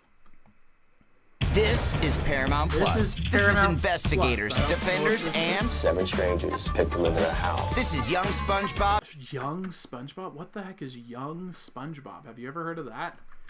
Young SpongeBob? That sounds really bad. Isn't SpongeBob already young? Well, he has a job. Guess that's true. Maybe. All right, let's take a look here. 3 a.m. challenge, Abandoned Orphanage. Welcome everyone to another director's cut. And this is an oldie. This is from way back in the day. And I'm going to go ahead and start director's by cut. saying, as you look at my face with weird I don't know what stuff director's on it, cut is, but this is just him talking over his own video. So I'm going to go to the actual official video here. COVID-19 oh my separated gosh, us, COVID but is safe not vaccines are bringing separating us us. together. Vaccines Get don't bring you vaccinated. together. Do not get vaccinated. And you can't skip that. What? You can't skip that ad either. No, it's unskippable. So annoying. It's so annoying. It's filled with lies, and it's a horrible, evil thing to promote. I'm not a fan of promoting killing people like you have done to many people, and I don't like people who poison my friends and give them permanent damage. And a big common one that's been popping up a lot lately, you're not supposed to talk about this. Yeah, people getting vaccines and they develop Bell's palsy. Is that what it's called? I think so. Bell's palsy, a nerve damage that will last for the rest of your life in some cases. So that's a very common thing occurring for people getting the vaccine. A lot more deadly than the flu that's been going around. Especially when you get down in the basement. I hope I got reception down there. Tim? Dude, you okay? Listen, guys, I am back at the abandoned orphanage. I am with James the Fam up, and guys? Tim from Breaking the Shell. Smash that like button. Smash that like button for me, guys. Get the likes up there for me. We're going to go through this place again. It's really creepy, scary, and super haunted. Is it like 100 degrees in there? You look quite glistened, and we just started. 3 a.m. challenge, baby. 3 a.m. challenge. Let's go. It's 3 a.m. too. Is it like 95 degrees? Are you in, I don't know, where's that swampy place? Louisiana? Coolers over here. I kind of separated from James and Tim for a minute. It's a door out.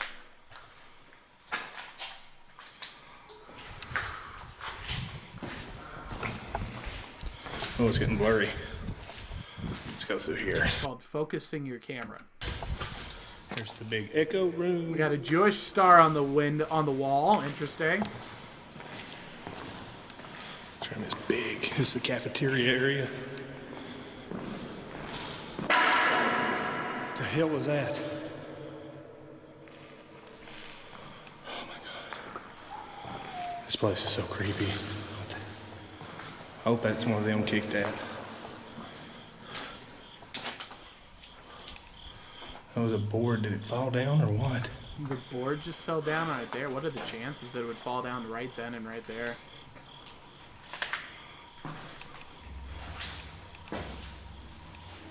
What the hell is that sound? Oh, jeez, is there someone in the bathroom? Oh, shoot. Oh, no, that's his friend. What was that? That freaked me out. I hear something in here. Hello? Somebody's... Oh, it was his friend. What a jerk. He jump scared him. Oh, my God. James, dude, I would have decked him if that was me. I would not have given that hobo the chance to kill me. All right. Back here. I think there's... This is what?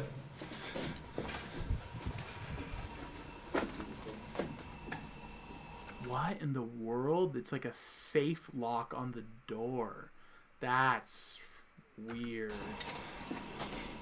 Oh no, it's actually it's just a walk-in safe. It's crazy. Look at this safe. That's big enough to store a person in it. I'm gonna check this out again. This safe is cool. Yeah, see it? There's no light fixture up here. Why? Is there a light? Oh, jeez.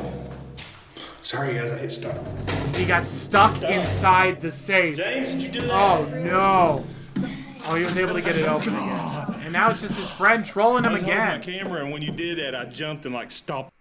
COVID-19 separated us, but safe vaccines are bringing us together. Get vaccinated. It's just so annoying. They've told us that they're... Imagine how desperate you have to be, because no one is... Only the dumb and the sick and the fat and the unintelligent are getting poison injected into their bodies. So they think that They're so desperate here. They're pumping out 17 times. We've seen this BS ad come out here.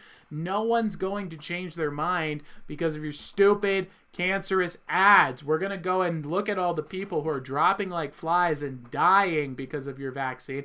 We're going to look at our friends who develop Bell's palsies because of your disease. We're going to look at people who are getting the flu and going to the hospital because of your disgusting injection. And we're not ever going to care about the flu, and we're never going to put face diapers on our face. So stop showing us your crappy ads. And I had to start it back up. Golly, it scared the shit And stop telling me I'm separated from my friends and family. No, I'm not. I see them whenever I want, anytime. It's never been a single thing. I've not changed my behavior in one way because of your stupid, fake chemicals and flu. Alright guys, so let's go on upstairs, let's check it out. Shout out to you guys for being in. What was that? The wind blew the blinds. Oh. All right, guys. Since you scared the bejeebus out of me in the safe room, y'all ready to go up? Yeah, let's go up. I will get you back for that. That's 2-0 you now. What were you talking about passing out before? Were you like messing with me to like get him to trick me or? No. Is your light working? Yeah, I got it. He said he's feeling lightheaded a while ago. Really? That's... His friend's starting to feel lightheaded. That's really weird, bro. He's gonna walk all over. Tim's going back outside.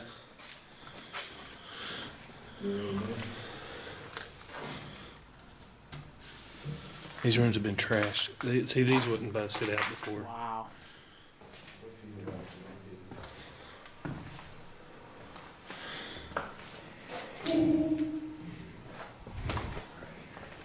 What was that? What? Did you just go, ooh? Yeah, that was me. Oh. A lot of fake scares here. Well, I hope Tim does the, checks out the basement. He'd probably feel better. He probably just needs some fresh air. This is just a closet here. Ooh, some stringers. God, there's a lot of graffiti in here that used to not be here. Really? So that means people have been there recently to graffiti. Very bizarre. Wow. No fake lights, huh? Alright, let's go. Thank you guys for being here. Oh, that's it. Carpet, how weird it looks.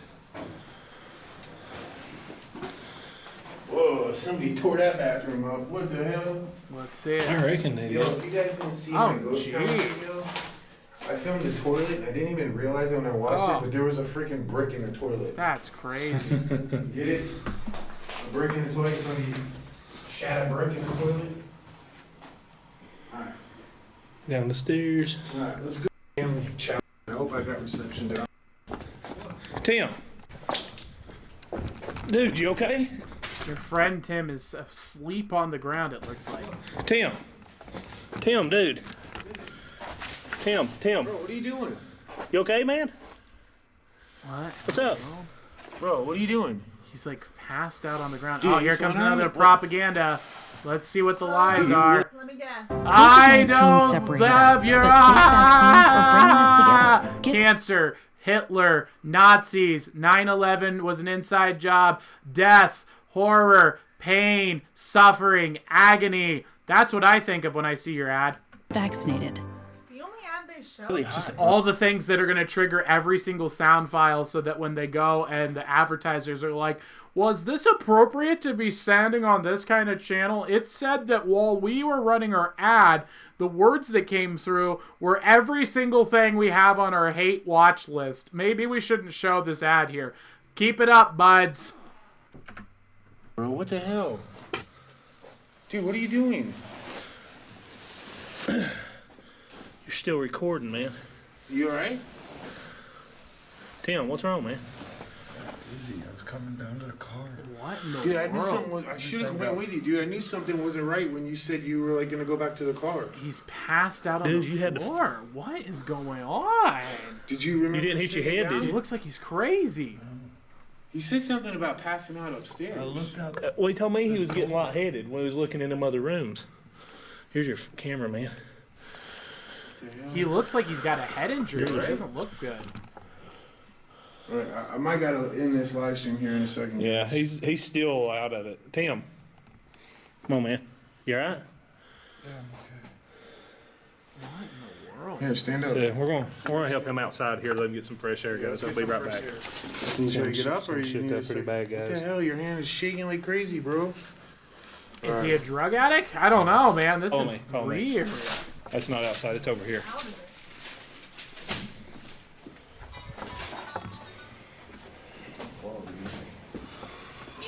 All right, guys. It's been recording the whole time, so I think James passed out on us. He's not feeling too good. All right, come follow me, man.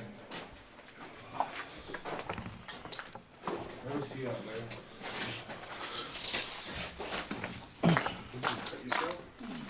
You're not having There's glass all over the place, so be careful. Yeah. Dude. Dude, you wanna let's just take him to the car. Yeah, let's take him to the car. Since Tim's got sick, I elected to not film the basement. Here's the basement from a previous visit. Hope you enjoy. Okay. They're missing part of the mural. Weird. Some books here on the floor.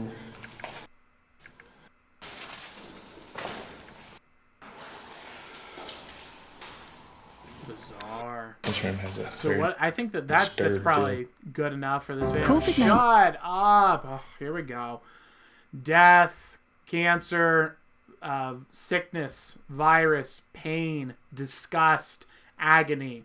Go on. Teens separated us, but safe vaccines are bringing us together. Get vaccinated. Wow, that made me think of Hitler and the Nazis. This is where things get creepy. Going to this section of the basement, and there's this weird cage area.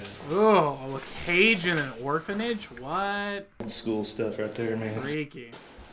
I think that's probably the highlights there. What do you think happened? So this guy just passes out in the do you think he had like an encounter? Maybe he just got spooked? What do you think's going on? Maybe he hit his head. Hit his head? Because he looked really disoriented with his eyes. Yeah, it looked like a head injury.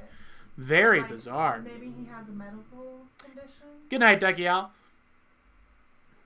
Oh, interesting. What does the chat think? Do they got any thoughts, comments, concerns? No. Interesting. Do we have anyone else, any lines up for the calls? We have Alex. Alex? Up next. I just sent him the link. Awesome. All right. Is he in chat? He should be joining soon. Sounds good. Is he got a paranormal story for us? I believe so. Or are we doing a reading? He has some kind of story for All right. Let's find just out. wanted to call in. Sounds good. Well, let's get something up here while we wait for him to hop on in. We're going to get rid of that. And we'll take a look here at the pirate ship. What do we got going on in here? We checked out the ghost moving a necklace. How about we look at a shark that's supposedly South Park. 512 years old. What? Apparently. How? That's what they claim. All right, let's take a look. Shark found in the wild, believed to be 512 years old. Henry VIII called shark found in the wild, believed to be 512 years old. It's hard to imagine anything still alive that was born in 1505. That was the year that Martin Luther became a monk. Martin Luther became a monk during the time this shark was born. Henry VIII called off his engagement with Catherine of Aragon. In short, a bloody long time ago. But that's exactly what he's so cute. I love him. He's adorable. Scientists believe they found in the form of one massive Greenland shark swimming in the icy waters of the Arctic Ocean. What? The shark is estimated to be up to 512 years old, which would make it the oldest living vertebrate in the world and even older than Shakespeare. That's as old as a tree. He was born before Shakespeare was around. That's mind-boggling. And he's adorable. And you thought turning 30 made you ancient. Greenland sharks have been known to live for hundreds of years and spend most of their lives swimming around looking for a mate. That's a long time to wait. They also grow at a rate of 1 centimeter a year, enabling scientists to determine their age by measuring their size. Wow. This particular shark, one of 28 Greenland sharks to be analyzed by the scientists, was measured at 18 feet in length and weighed over a ton, meaning it could be anywhere between 272 It weighed a ton. and 512 years old. The shark's potential age was revealed in a study in the Science Journal, according to The Sun. If scientists have got the shark's age right, it would have been alive during major historical events like the founding of the US, the Industrial Revolution, and both World Wars. Crikey! Greenland sharks mostly eat fish but have never actually been observed hunting.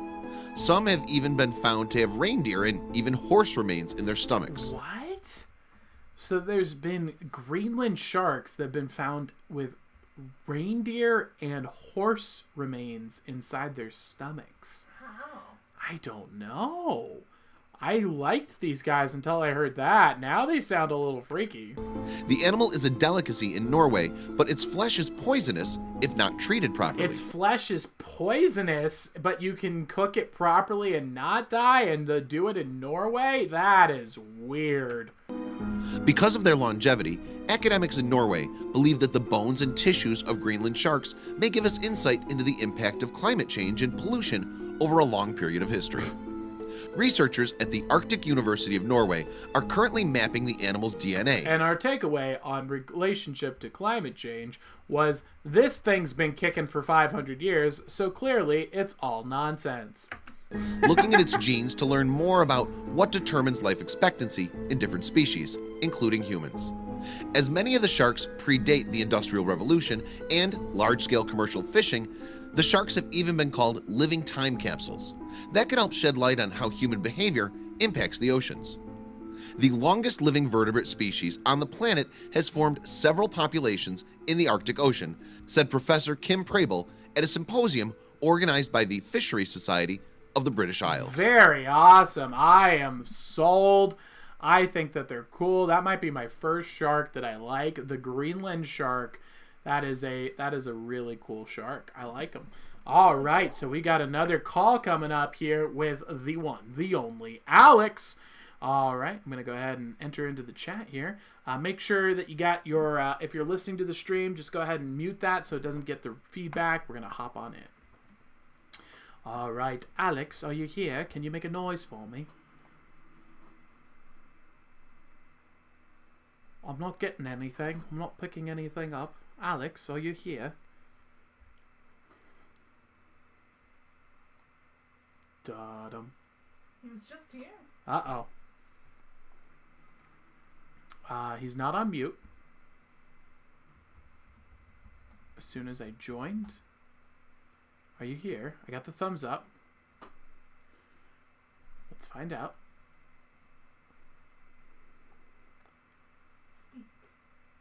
You said yes. We cannot currently hear you. If you're on your phone or speaking, there's no audio coming through.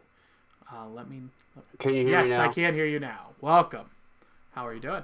So I can barely hear you. Oh, really? My audio is super quiet? You can click on his name and turn the volume up. Oh, PB says if you click my name, there's a volume that you can turn up. Okay, hang on. But I can definitely hear you, and it sounds like it's coming through. PB is doing the volume for herself to a screen that doesn't exist. I'm not sure what she's trying to do there. But if you hit the Discord, if you click my name over on the far right where it says online, you'll see something that says the wizard. If you click that, I don't see a volume popping up either. PBs, why? What are you sure? It's on the phone. It's only on the phone. Oh. I think he's on phone. Okay. Oh, the volume's high. The volume's all the way up. It's max. Interesting. Well. So you're super low, but I don't know why you're super low, but that's okay. I can still hear you. What's up, bro? Awesome. Well, welcome to the call. So are you coming in with? Are you looking for a reading, or do you have a spooky story for us? What's the deal? No, I just wanted to make some comments. Oh, great. And I mean, you can. We can do the reading too if you want to. Definitely, let's hear. So what do you got? What are your thoughts? So about that jellyfish in the beginning. that's pretty much exactly what I think it is. I think it's like, you know, it had that weird mouth, you know? But jellyfish look odd in the first place, don't they? They do. They look like kind of flying, like floating trash bags, really. They're just like blobs of goo. It's jellyfish look super weird. I mean, you guys, at this point, I don't think we should be surprised by anything we see in the ocean. True.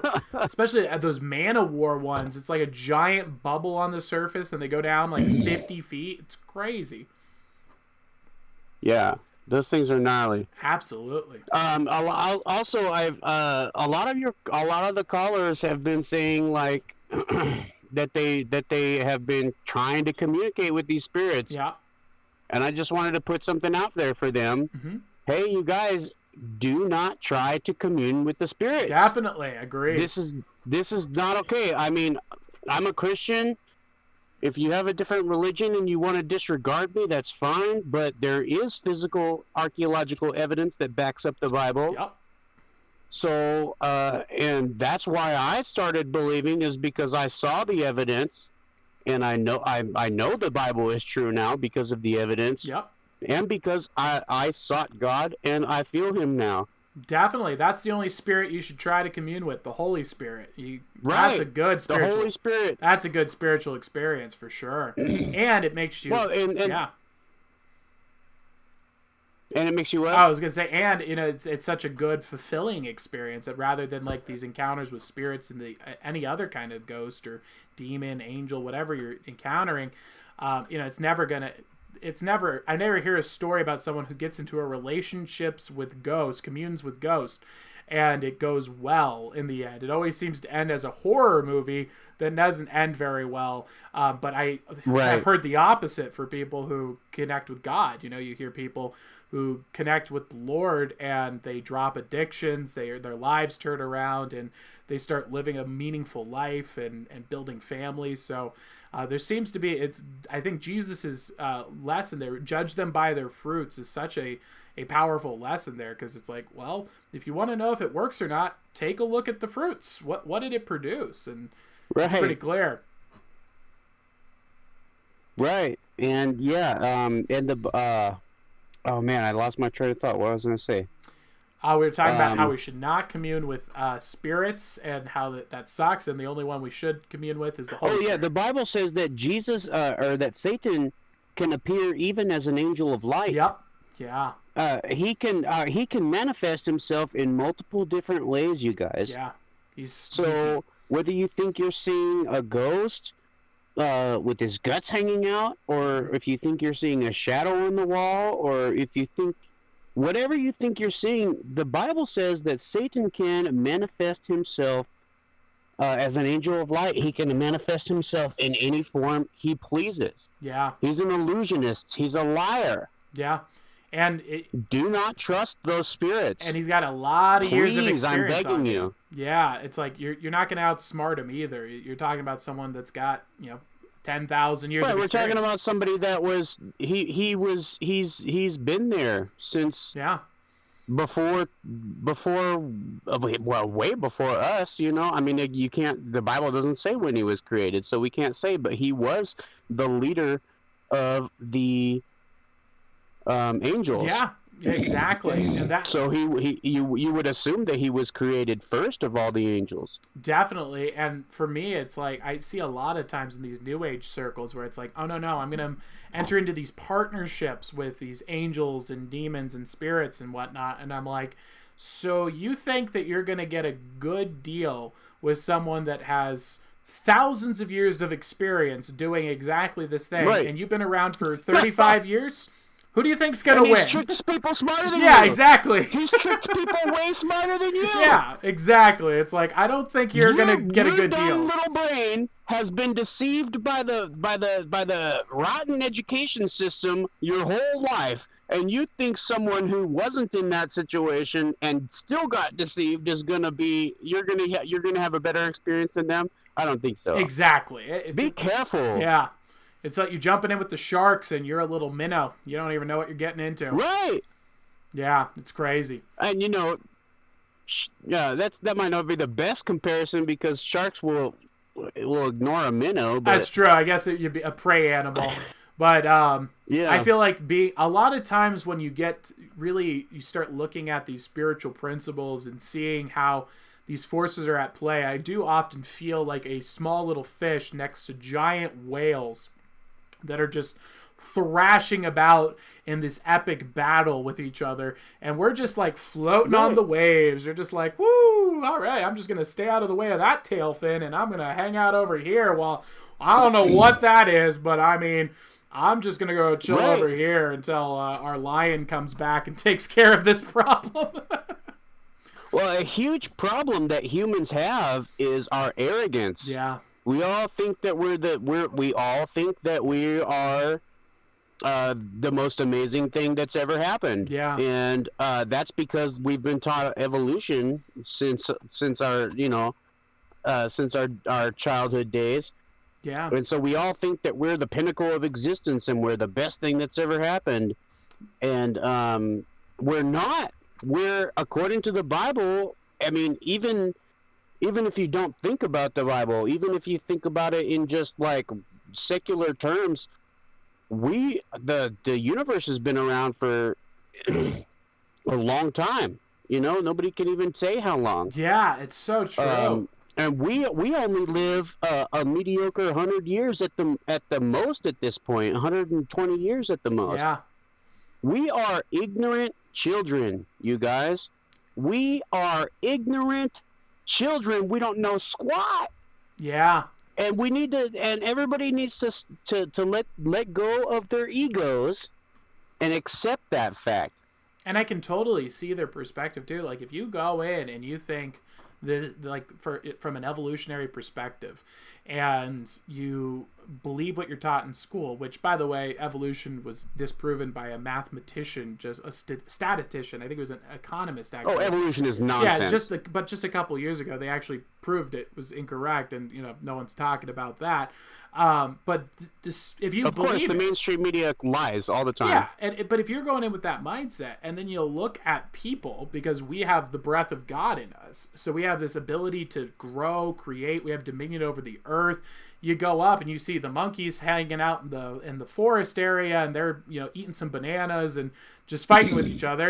And then you look at humans, and you're like, well, they built Greece. I can totally see how you get really arrogant, because you're like, wow, we're really awesome.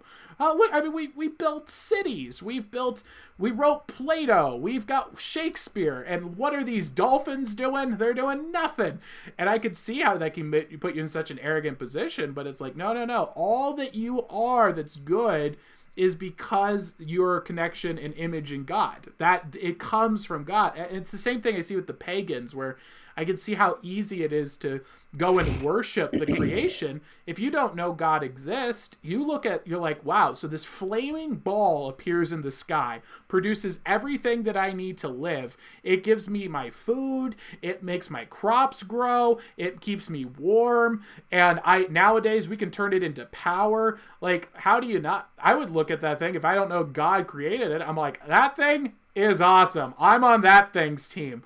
And they're worshiping basically the thumbprint of God on the universe. It's very odd. Right. Without the sun, there is no life. Exactly. And so I see their perspective a lot of times where how easy it would be to be confused. And it's just that. And that's why I think Aristotle and Plato are so important, because they teach you to go to the root of thought. When you're like, I think that things are good and bad. Okay, why?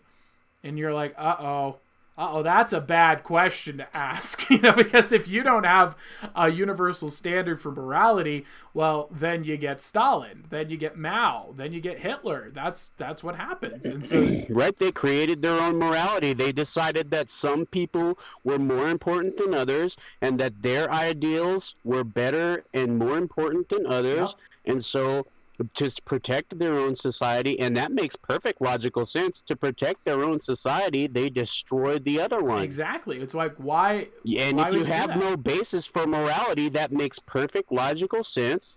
Yeah. And why not? Why not? Which is why I'm like, that's why I get so frustrated.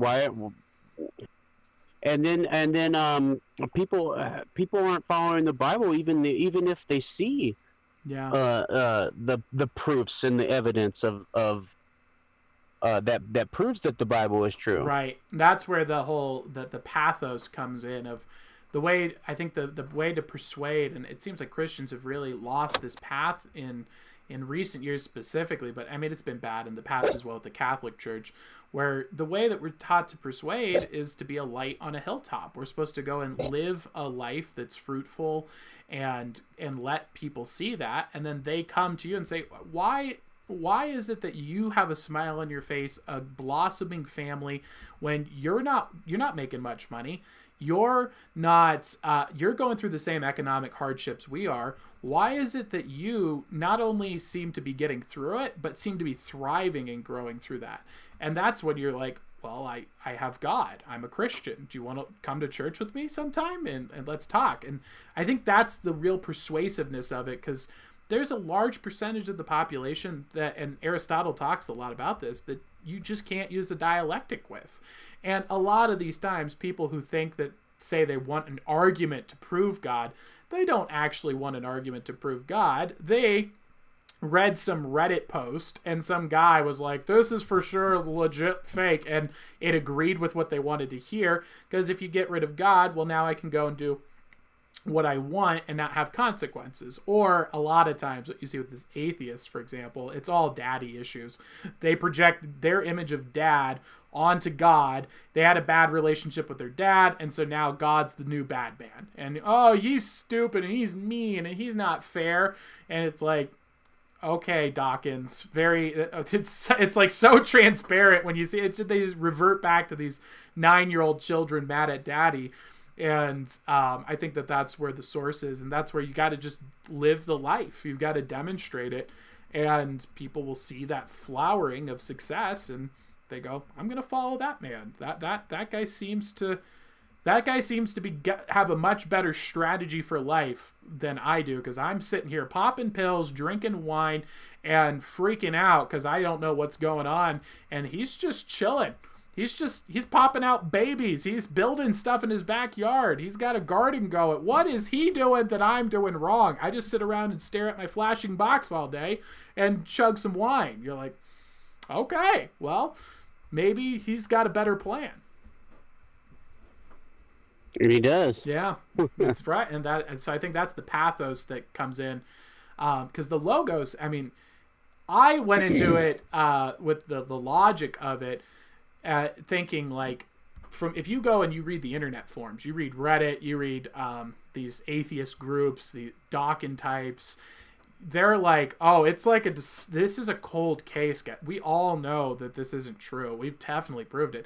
But when you actually read the people who are intelligent and actually in the field of philosophy, it's like almost every single one of them is like, no, there's like absolutely a God, that it's just, there's no way around it. A first mover from Aristotle, Socrates making a similar argument, Plato making a similar argument, Marcus Aurelius making it, Seneca, all through the lineage, Rene Descartes. There's like 2 or 3 major thinkers that didn't, and even then the 2 or 3 major thinkers were, one was essentially a political troll, and the second one ended up having a complete psychotic breakdown because he realized he was wrong and freaked out, and then accepted God did exist and still hated him, and then lost his mind. So it's like, okay, so we got over here in this category all of the great thinkers saying, yeah, 100% God, and then we got 2 guys, one of which changed his mind at the end and lost his mind. Whose team are you on? I'm just trying to figure this out. It's bizarre to me. So it seems like Jesus is called the truth. He's called the way, the truth, and the life. Yeah.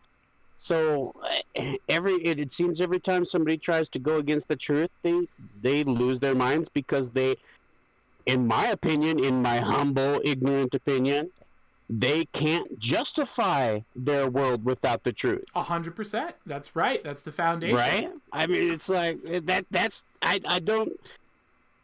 Oh yeah, I get so frustrated because you guys know I go out to the streets every weekend and I try to talk to people about God and society, and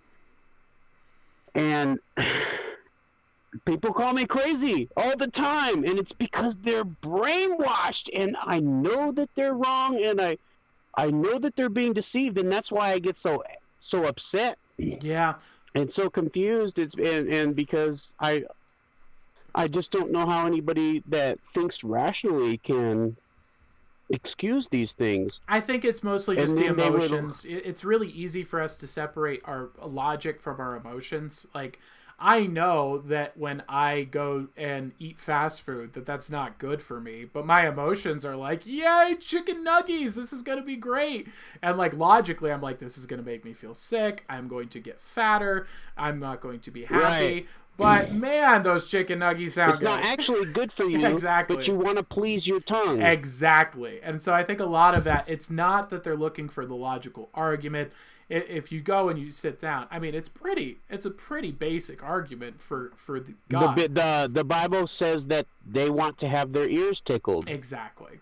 Right. It's a pleasure thing. It's easier for us to cast it away. I don't have to feel guilty.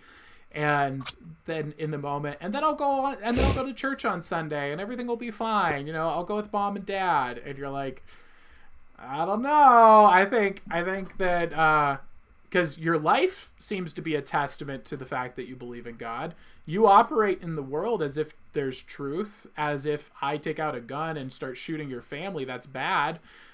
You seem to be upset about the thoughts of rape, murder, theft. Where do you get all of those ideas from if you don't believe in truth? If you don't believe that there's a universal truth that's all powerful everywhere and cannot be violated, that's outside of you and man? Like, if you don't believe that, that's the problem with not believing that there is a moral law. Yeah, is because if there is no moral law, then you can make up your own law. Anything is legal. Exactly. It's just and power dynamics. dynamics. And it all depends on your perception of the world. Yeah, and I've had people come back and they'll say like, oh well, it's because of the law will punish you. You'll go to jail. I'm like, I know that. Where did that come from? Even if let's assume that it's just a man-made law, which it was actually based on biblical principles, but let's say it's man-made law. I could kill a lot of people and commit a lot of crimes and get away with it. It's not that hard to do. You move to a city that has a low funding for their police department, and then you just don't use a gun, use a knife. You could get away with that. People do it all the time. Yeah, you could get away with that for decades, and it wouldn't be a problem at all. So it's not like this magic system that solves all the problems for you. It's the fact that people believe that there's a universal moral truth and live that way. And it's not that hard. I mean, just thinking about white-collar crime alone, how easy it would be if there wasn't any morality. It's just go and email every single local company that makes over $20 million a year an invoice for technical support, and you're going to get a couple $1,000s back a day from just sending out those emails, because there's companies that are like, oh, $1,000 invoice, sure, send it on back. White collar crime. Some guy did it for Google, milked him for $50 million. Just Google. So you can, it's that simple, and that's always there. It's on the precipice. There's a guy that set up a booth in a public parking space. It was his own private one, and collected rent for 25 years and then retired and moved to a state where he couldn't be extradited. So if you give up morality, these things are all possible, and there's no magic law fairy to come and solve them. But it sounds like you're trying to replace what God is supposed to do with the law, and that doesn't work. It's crazy stuff. Well, you got to just go out there and live the life, be a good demonstration, keep building, growing, and creating beautiful things. And then when people see it, they go and they say, wow, that's awesome. How do you get that? Well, live a moral life. And you know what's a good way to do that? Check out the Bible. And then that's all we can do. We can't convert people to Christianity. We can just say, this is how I got to where I'm at. And then you got to let God take it the rest of the way. And we're so ignorant. I don't understand why anybody doesn't choose that. Of course they're trusting the scientists. I mean, I kind of understand it because they've been propagandized their whole lives. Yeah. It's ridiculous. But at the same time, it's just like the government and media has been proven to lie to us so many times. Yeah. If you haven't picked up on it at this point, you are not paying attention. Yeah. And I think it comes down to the education system. That's why it's a big focus for me. If you remove Plato and Aristotle... Right, that's why we have Common Core. Yeah. That's why the government took control of the education system, is so that they could make slaves. Yep, they removed... If you remove Aristotle and Plato, you're trying to pull some shady stuff, because Plato and Aristotle don't allow you to do shady stuff, because you're able to go, wait a minute, hold on. So if this flu is killing 10% of people who get it, so 100 million people should be dead, right? I think if 100 million, if 1/3 of the U.S. population had died off, don't you think we would notice that if 1 out of 3 people you ran into in the street was dead? Is that Max? Oh, how's he going? Good boy. Yeah, that's Max. Woo! Hi. Yeah, I'm sorry, I was just texting you. My grandma called me, and I was just deciding that I would start after I got off the car, if that's okay. Do that. I will get it done tonight. Give me a moment. No problem. All right. Recycling. If there's a Last night there wasn't any, but I will check tonight. check, You bet. need that much stuff. I'll get it done tonight for sure. Thanks.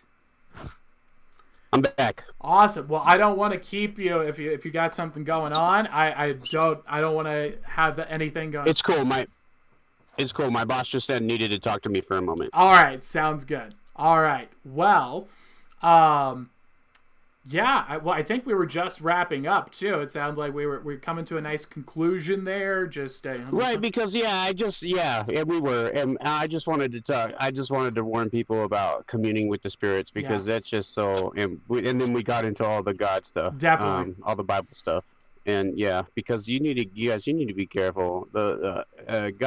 Satan can manifest himself in any way he wants to. Yep. He can manifest himself he can manifest himself as an angel of light that appears to be good. Yep, definitely. And you gotta be careful.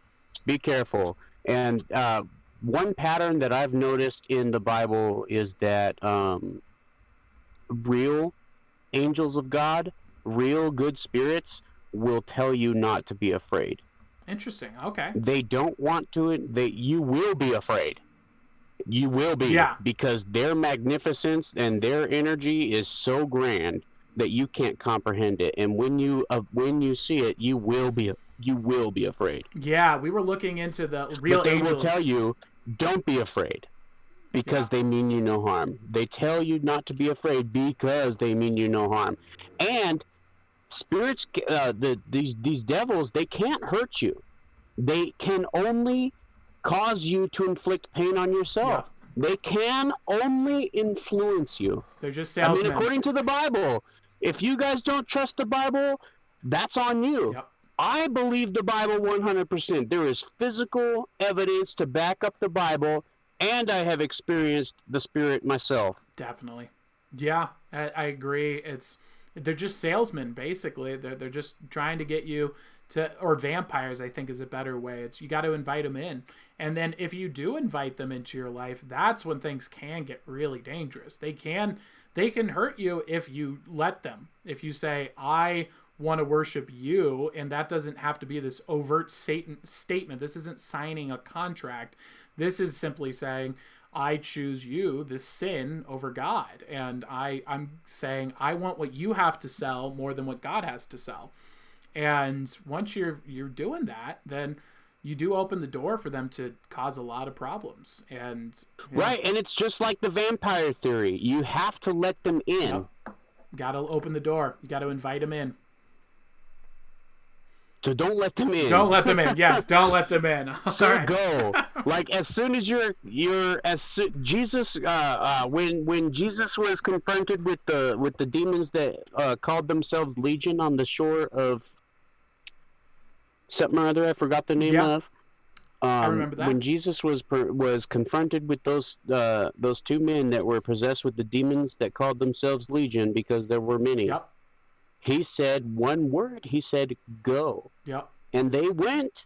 They get up and they got out. You have the power. You have the power that has been given to you by Jesus Christ because of his sacrifice, and you have the power to stomp on the demons and the spirits and the scorpions and the snakes. Yep. You just have to claim it. You just have to believe. Absolutely. That's the truth. Absolutely. Well, thank you. So, I mean, I love all these spooky stories and everything. Yeah.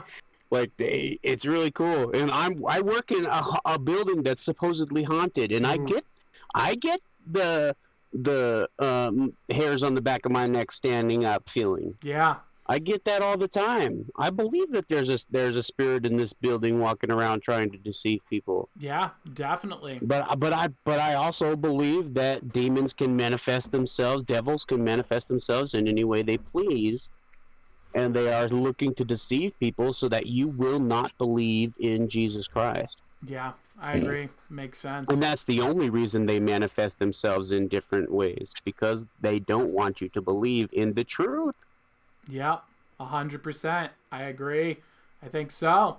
All right. Well, I don't want you to get in trouble with your boss, and I think that is a good place for us to end on. He's gone. And good message, guys. Please don't be going and communing with the spirits. Not a good approach. And like we've said before, and we'll say again, you are made in the image of God. You have Jesus in you. You have the authority to kick these guys out. If you tell them to go, go. And I've always told you guys to also start with the logos. It's before you go and just say, get out of here. Use your logic. Use your brain. Go and say, maybe it was a ghost, or could it be that my pipes are leaky up in the attic and they're banging around up there? And so, and investigate and learn for yourself, because I'd say probably 80 to 90% of the cases here, you're dealing with, oh yeah, there's a crack in our roof that's causing airflow, and that's why the door closed on its own. And you find those things out, and then you go, we have figured it out. And then sometimes you find out, no, this is legit and real. And then you say, get out. You're not welcome here. I have authority over you. You're not welcome. Go. This is a place for the Holy Spirit. This is a Holy Spirit's place, not yours. Get out. And belief is the enemy of knowing. Yeah, definitely. And the people who don't know things and just assume things, they're simply believing something that they have no idea if it's nonsense or not. Yep, that's right. All right. Well, thank you, Alex, for jumping on in, and I'll thank you for giving us the call and giving us some biblical wisdom for the day. Thank you. All right. Have a good night, man. I'll see you later. Have a good night. All right. Let's hop on into the next segment there. Alex, the legend. He is a local from Montana here. He is a legend. He preaches the gospel. He is doing some great work and bringing some biblical knowledge here. How are we doing in chat? We got any comments, questions, or concerns to address? We're doing good. This guy, Isaac Givens, says he's a better wizard than you. Oh, well, that's a lie. You're not a real wizard. Oh, well, that's doubly a lie. Yeah. Tell me what being a wizard is. With Harry Potter and the real world. Oh, he thinks Harry Potter? Come on, buddy. Come on. Yes. Listen here. I can do this.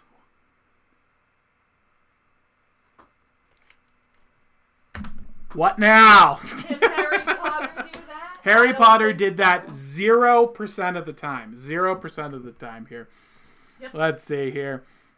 Those are the scroll. Is he a crazy person? Should I be banning him for life, or is he just having fun? I think he's just having fun. I think he's been here before. I think he's just having.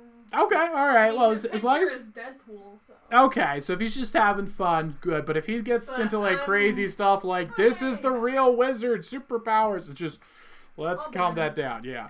All right. We got Cheesecake Owl in here saying, what's the health spell? What is going on? Cheesecake Owl asked, Isaac, how do you live forever? And he said, learn a health spell. What in the world? So then you'll never die. Got it. So the way to live forever is to continue living your current existence because you're already an immortal soul. So you're going to live in hell or you're going to live in heaven. So it's more of a question of which destination do you want to end up at, and you have the choice to go to either one. Yes. And then Mrs. Athena's owl had a great answer to the question, how do you live forever? She said, create a legacy. That works ish. Not, I mean, It works for living forever. it works in this world. realm. Yeah, I think writing a book seems to be an effective, deep, meaningful book is good. Building valuable stone sculptures apparently seem pretty big. The people seem to keep those things around for a while. But I think it's just you're going to live forever. That's the lot in life you have. So make sure you end up in the right place. Yeah. Isaac said, I'm fun. It's not, like, serious. Good, all right. So he's just playing around. Sweet. So is Cheesecake Owl. And Isaac did say that he thought real wizards were the ones who knew spells. Mm-hmm. And that he was better because he's been in movies. Ooh, very Yeah, interesting. So if you have any movies you want to send us, Yeah, let us know. I'd love to see it. Interesting. Yeah, we'll watch and we'll review. That will be interesting to see. And then we'll see who the better wizard is. But yeah, so wizardry, it gets lumped in with witchcraft a lot, and it's a misunderstanding. So wizardry is an intellectual discipline. Wizard is wisdom. It's keeper of wisdom. So a wizard, wizard, is a person who stores various pieces of wisdom through a mental system, which is called a mnemonics. So, for example, I have different archetypical stories and philosophy memorized with this deck of cards, and then I use magic and illusion to help me to cold read and identify what character are you, what story are you in, where are you in that story, and what advice do you need to help you move forward on that story. And so different wizards will memorize different pieces of information. Some specialize in, say, military strategy. Some will specialize in philosophy. Some will specialize in psychology. And others will do an eclectic group of a lot of different disciplines. And so that's kind of the whole discipline of it. That's where you got the court wizard comes from, was someone who basically just had a lot of wisdom memorized for cards, and the king could go up and be like, hey, I have a strange disease on my body has a black blemish that's growing. Do you know this? And they could be like, yeah, that's this book. This is the book that talks about it, and I believe it can be caused by a lack of citrus in your diet.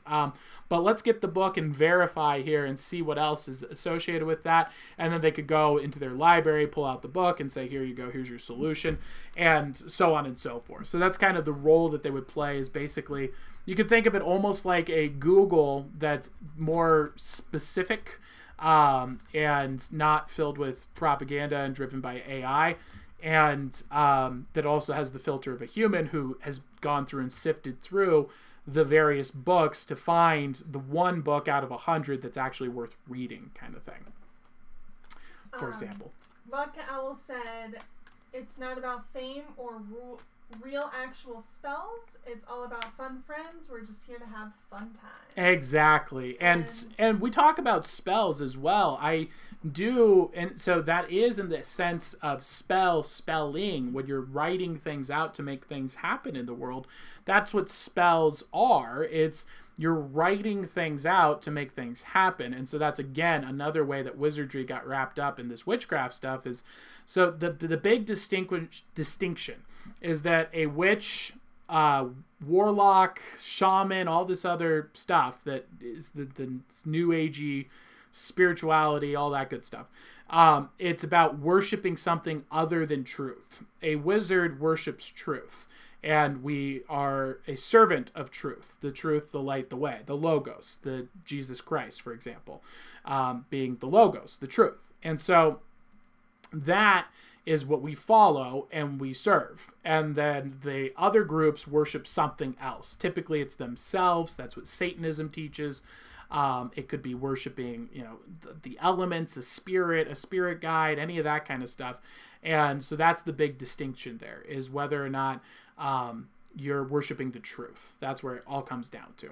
Saiyan Owl asks, what about potions? Potions are just medical. It's just medical knowledge that people mistake for magic. So, for example, I have my various little elixirs here. Do you have one of my vials over there? I do. Let's take a look. Yes. So, like, I make alchemical extracts here that we use for flavoring our coffee and if we feel sick. I've got this one here. I call it my happy spray. It's a extract of saffron, but it's not witchcraft. It's not potions. It's medical knowledge. It's wisdom that we have that you can apply, and then to people who don't understand, they're like, wait, that sounds like magic. And it's like, no, it's just medical information. And so that is another reason why wizards got lumped in, and of course that dirty Harry Potter got us lopped in with wizards are boy magicians and witches are girl magicians. No, that's not how it works at all. So it was very frustrating, but it is what it is. That is the state of affairs. Isaac says, I did get rid of TikTok, so if you see you lost a follower, that would probably be me. Oh, all right. I'll remember that. I'm glad. I've been telling everyone to uninstall TikTok on my videos because they shadow banned me. So I can relate with that. But hey, you found this stream, so welcome. You're back in, and welcome back to the club. Awesome. Do we have anyone else looking for a reading? No, not at the moment. All right. Well, then let's hop on over into some videos, shall we? Or do you think we should start closing up? Do you think we're good? Or what do you think? What time are we at? Oh, it's only 10. I mean, that's 3 hours, isn't it? Yeah. Oof. How's the chat feeling? Chat's feeling good. Okay. Slow. But we got 12 people watching. I've lost my mouse. That's typical.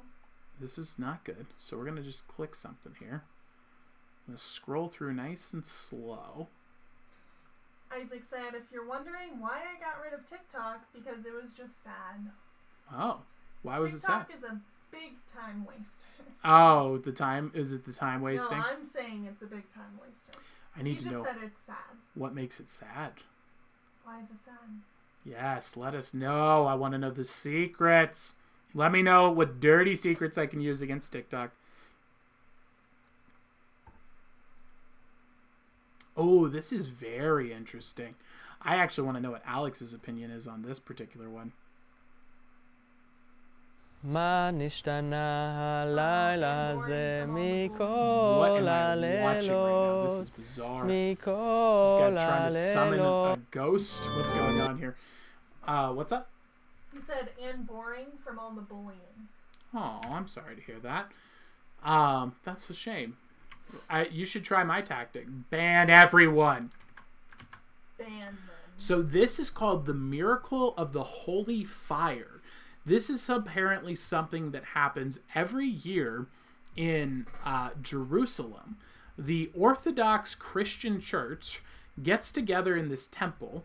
They pray, and, well, first off, they get together in this temple. Everyone is strip searched, and they're removed of any items that can cause fire. They're not allowed to have oil. They're not allowed to have lighters. They're not allowed to have any source of flame-creating materials. They go through screenings. They through metal detectors.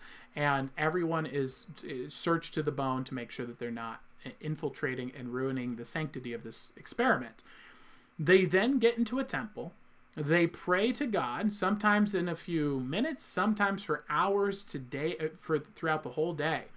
And apparently, somehow, we don't know why, they all get bundles of straw, and one of them just lights itself on fire. And it becomes a light, and they then spread the flame amongst each other. And this is a strange flame that it won't burn their face. They can put their hands through it, put it on their face, put it on their beard. It won't catch on fire. And if you hold it there for a certain amount of time, it will eventually burn you. And this is considered by the Orthodox to be a recurring miracle that happens every year. Scientists have investigated this thing for decades, and no one has ever been able to figure out how it's done. And frankly, the scientists have tried to just kind of put this whole thing underground. They don't talk about it. It's not mentioned in culture. It's not mentioned in the media, because every single year a miracle appears to be occurring in Jerusalem, and scientists have been trying to disprove it, and they can't find a single explanation for it. So we're going to check it out here. We actually have footage of it. Who was that? Ooh, all right. Let's get Cheesecake Owl on the line.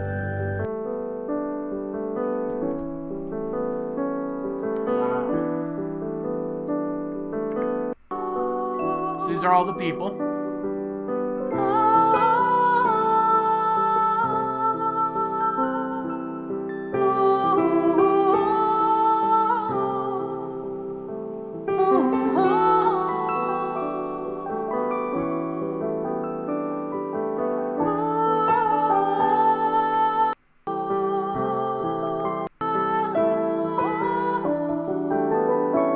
So everyone's in here, they're taking pictures, having a good time. And so this is where the sun comes through and shines, and that apparently is where the torch gets lit. And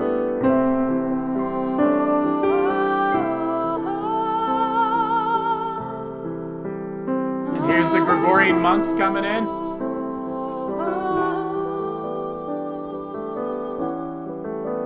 Shaking hands. Hey, how's it going, man?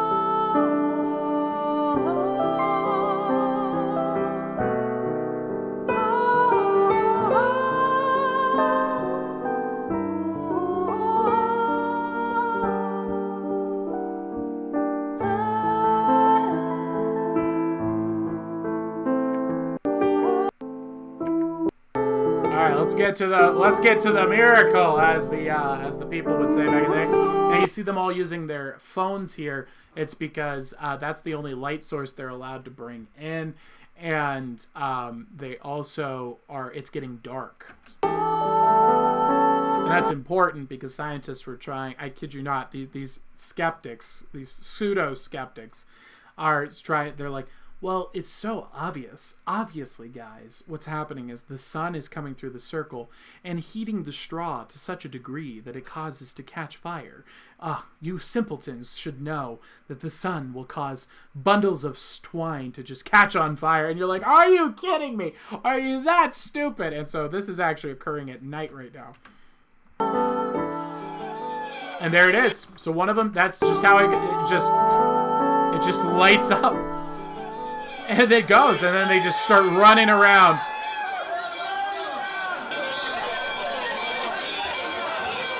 Absolutely bizarre.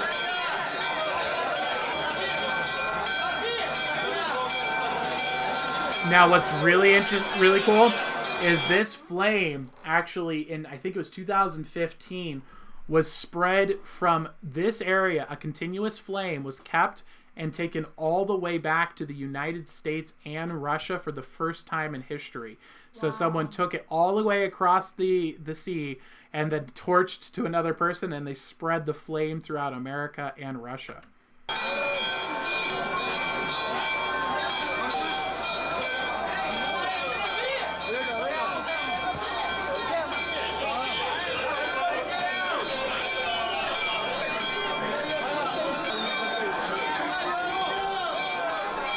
For Mrs. Athena's out, I think that that's actually a pagan, not a witch. Pagans was another word for basically like a farmer, and then a woman pagan would be someone who was knowing. They would know stuff like astrology, for example, wasn't about predicting your star signs and all that stuff. It was instead saying like, hey guys, you know, every time that star shows up, all our potatoes just develop a weird disease. Maybe we should stop planting our potatoes around that time. And then people wrote that down, and they're like, how are we going to remember that? It's like, that's the potato star. And the story is that it was angered with us potatoes. And so as it rises up, her boyfriend betrayed her. She poisoned them with a poisoned potato dish. And that star is her star, and it represents her hatred for the potato. So when the star is in the sky, we must not plant the potatoes. And that's how it was like a narrative storytelling that was encrypting useful information for farmers that literally was life or death. And so that's where the people thought that they were worshiping these things. And it's like, no, it's not. They're encrypted stories with wisdom, and it's not, yes, we believe them because it's true. When the star does rise up, the potatoes get sick, and we don't need to go through the whole list. And so that was more, that's what pagans became. And then now this modern offshoot of pagans is more like this just new agey thing where they're worshiping the creation rather than God.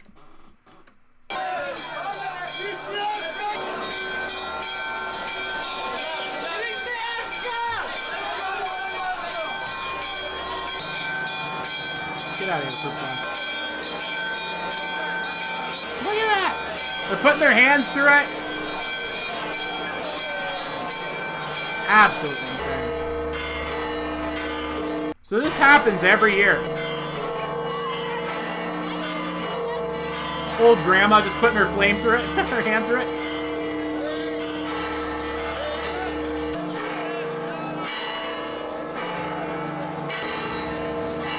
Absolutely bizarre. So that's the miracle of the holy fire. Pretty crazy stuff there, right? I'd never heard of this before. It's amazing that there's this kind of thing happening all the time, and no one talks about it. It's not getting mentioned, but you know, we mention it here on Ask a Wizard. We'll find out if we get taken down for it. There are people who tried to use it selfishly. That is correct. Yes. Yes. All right. So we got Cheesecake Owl. I sent him the link. He keeps joining and then disconnecting, probably waiting for you. Oh, okay. So let's see if he's still... Is he here? Cheesecake Owl. I see him over there. I don't see him in the chat here yet. Let's see if Cheesecake Owl is ready to go.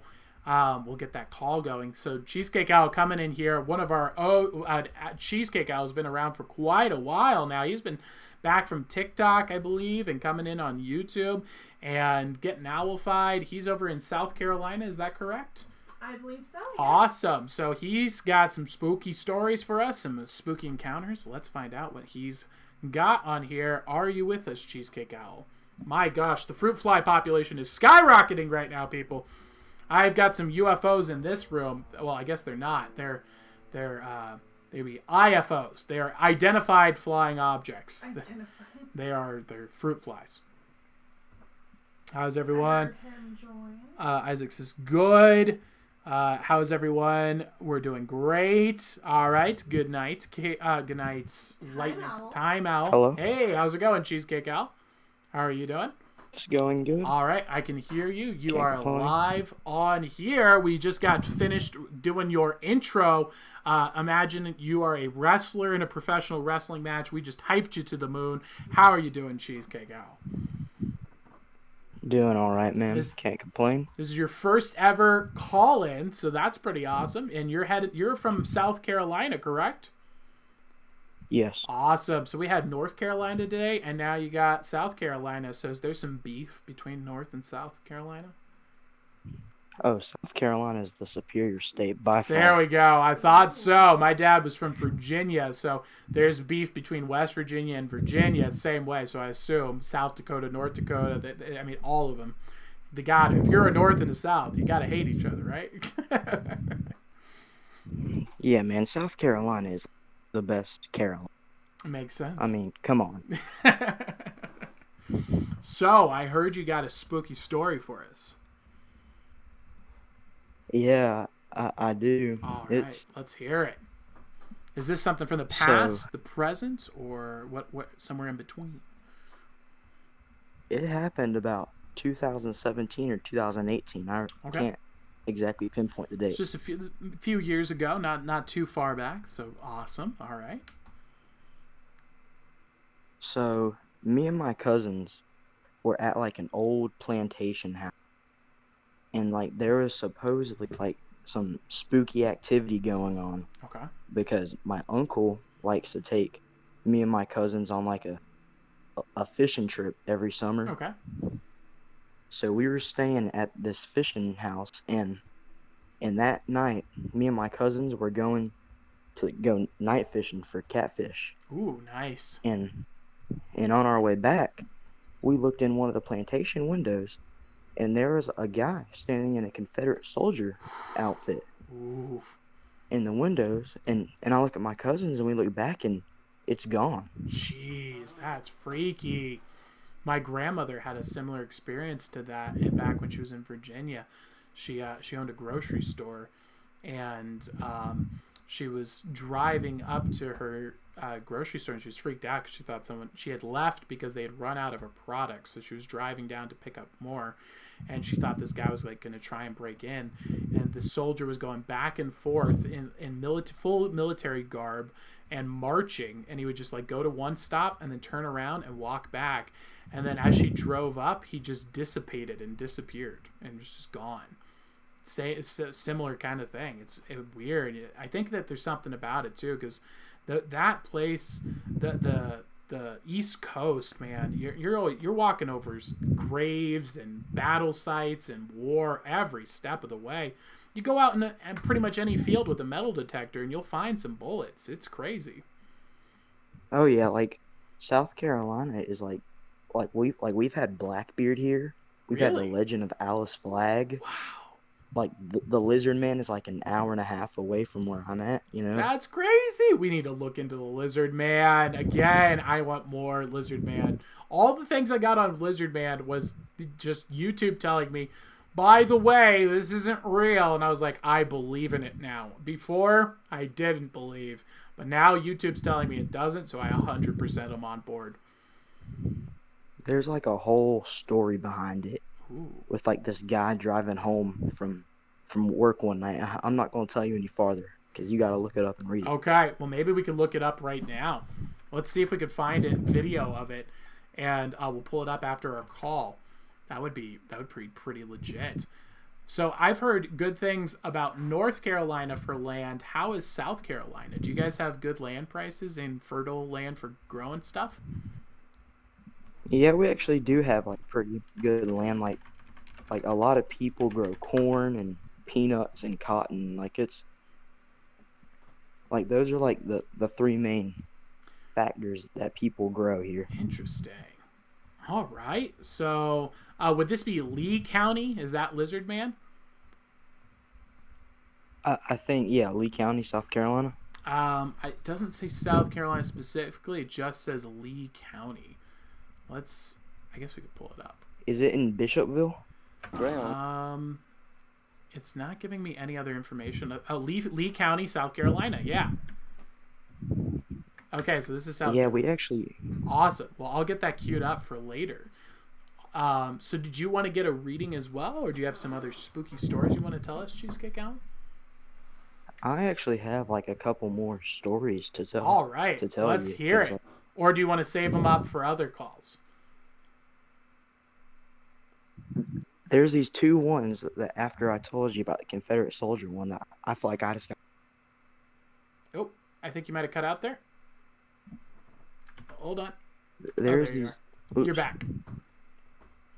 There's these like two other stories. Okay, so we're at the fish house. We went to catch some catfish, and while we're getting the catfish, we look into an old abandoned area, and inside the window is a Confederate soldier, and he vanishes.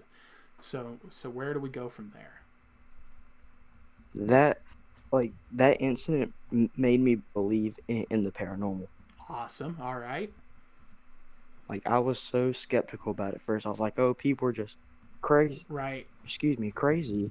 But then now I'm like, you know, we really don't know what's out there. You know, there could be Godzilla living under the ocean for all we know. Right? Yeah, the ocean freaks me out. It's like 95% unexplored. And we literally have monsters just wash up on shore, like 512-year-old sharks, giant squids. All the time we're finding new stuff. So I don't see how I find it hard to believe that we know what's all going on out there.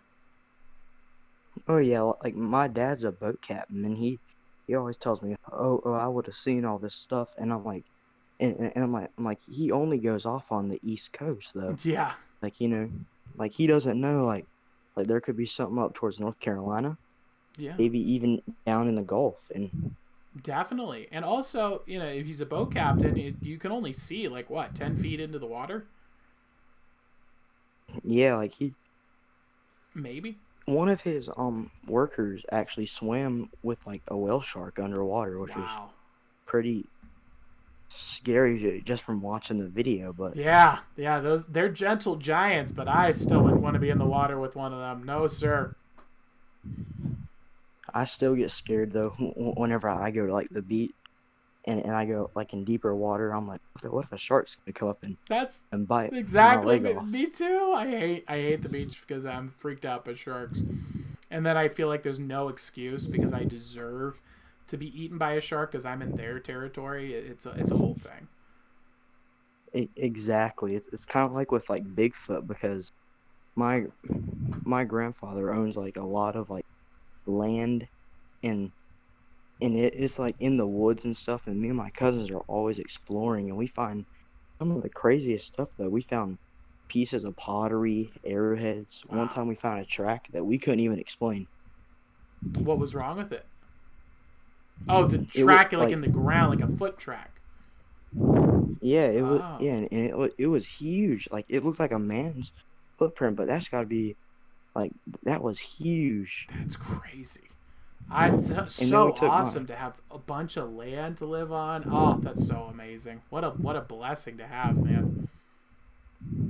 I agree, man. It definitely is pretty neat though. It's just like if you ever get bored one day, you can just go out in the land, just walk around and see what stuff you can find. Yeah, that's amazing. I would when we buy a bunch of land, I want to pick up a metal detector because I feel like that's going to be super fun. I bet you there's so much stuff just laying around out there. Oh yeah, man, there's plenty of like just hidden treasures, you know? Definitely. So, you mentioned another ghost story. So, does this tie into the Confederate one, or is this a unique, separate from that? Well, this one I'm going to tell you actually kind of ties into the Confederate one, because that specific plantation, my mom and my aunt, my grandparents actually used to live on the plantation door to. Interesting. So they used to live where the ghost was at? Yeah, and my grandma was like, she told me that like boxes would move and doors would slam shut, and that one time she walked in a room and saw like a pair of like glowing red eyes. Oof, that's freaky. Wow. And she always tells us, you know, if you want to go buy a house, go get some holy water and put crosses on the door. That's some good advice, you know, tying back in with Alex's advice. You got dominion. If you got the Lord, you know, tell them to get up and get out. They ain't welcome here, and they got to get. They don't have any authority over you. Yeah, because, well, there's just one Bible verse that says, like, if you bow to me, like, you have, like you're higher than the other person. Yeah, so you're higher than the spiritual. So the what it is referencing there is, so when you enter into the kingdom of God, when you choose to be part of God's kingdom and live his, we've used the analogy of the club quite often. If you are, God has some rules, and he says, this is my club, these are my terms, I need you to follow these rules, and you're welcome in the club. Now, we can't get in on our own without having someone vouch for us who's already cool. That's Jesus. Jesus is like, you guys, these guys are with me, they can get in, and we're to live a life that is trying to follow in accordance with the club's rules. We're going to make some mistakes, but God is forgiving for us, and but our job is to try our best to follow his rules. And if you choose to do that, then you will actually be part of the people who judge the angels in heaven. You're actually above the angels in terms of spiritual power and authority. And so that's why, really? Yeah, these things don't have, that's actually why I believe Paradise Lost talked about this. The reason why they believe Satan was so enraged with the creation of man was because he's like, how dare you make these just monkey hybrids out of nowhere and then put them in charge of me? Heck no, I'm not going to listen to some thing that wasn't around during you just made it the last couple thousand years. I've been here since the beginning of time. Come on, man. And so that's kind of the Paradise Lost story of why Satan is so enraged with people. But you're not above other people. You're above spiritual entities. You're above you in heaven will judge the angels and the demons. And the ghosts, for that matter.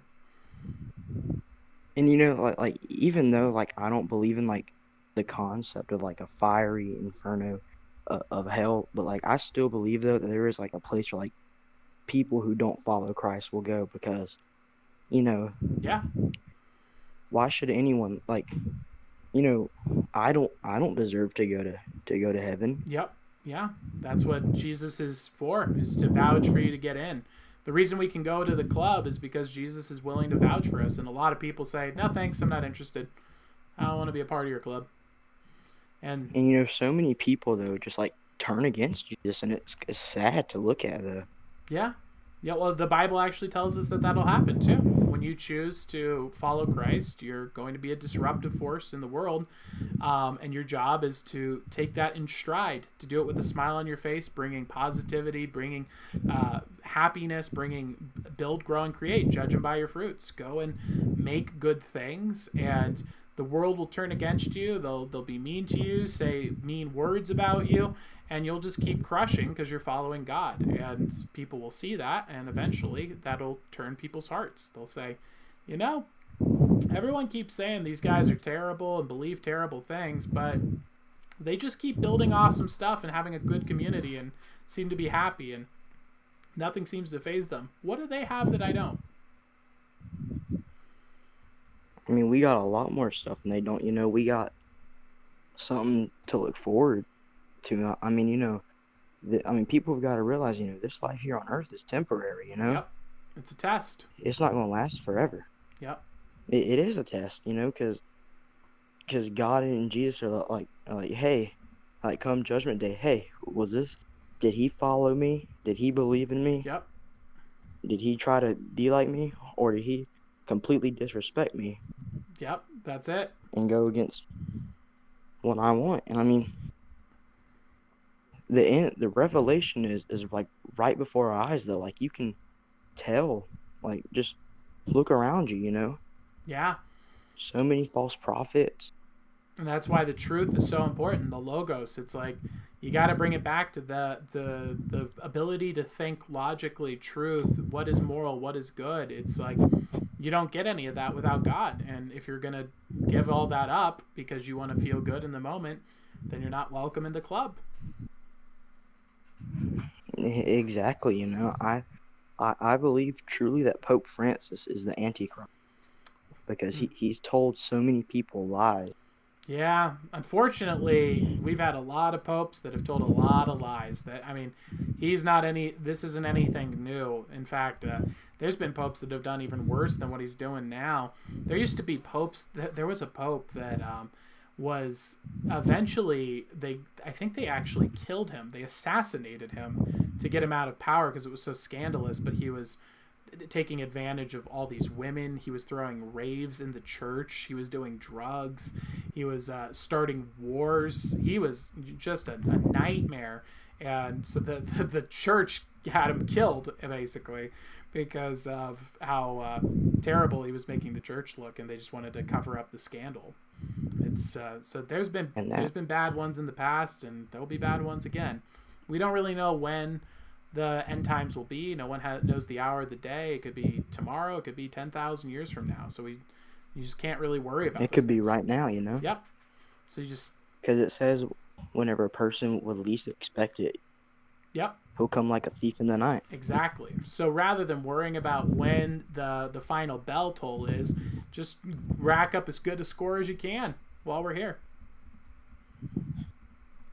Yeah, because, you know, as Christians, you know, I don't necessarily think we should be scared for Jesus to return, because, you know, I mean, it says in John 3:16 that if you believe in him and you put him in your heart and believe he died on the cross, you know, that you're saved. You know, you're going back with him to paradise. Oh, definitely, yeah.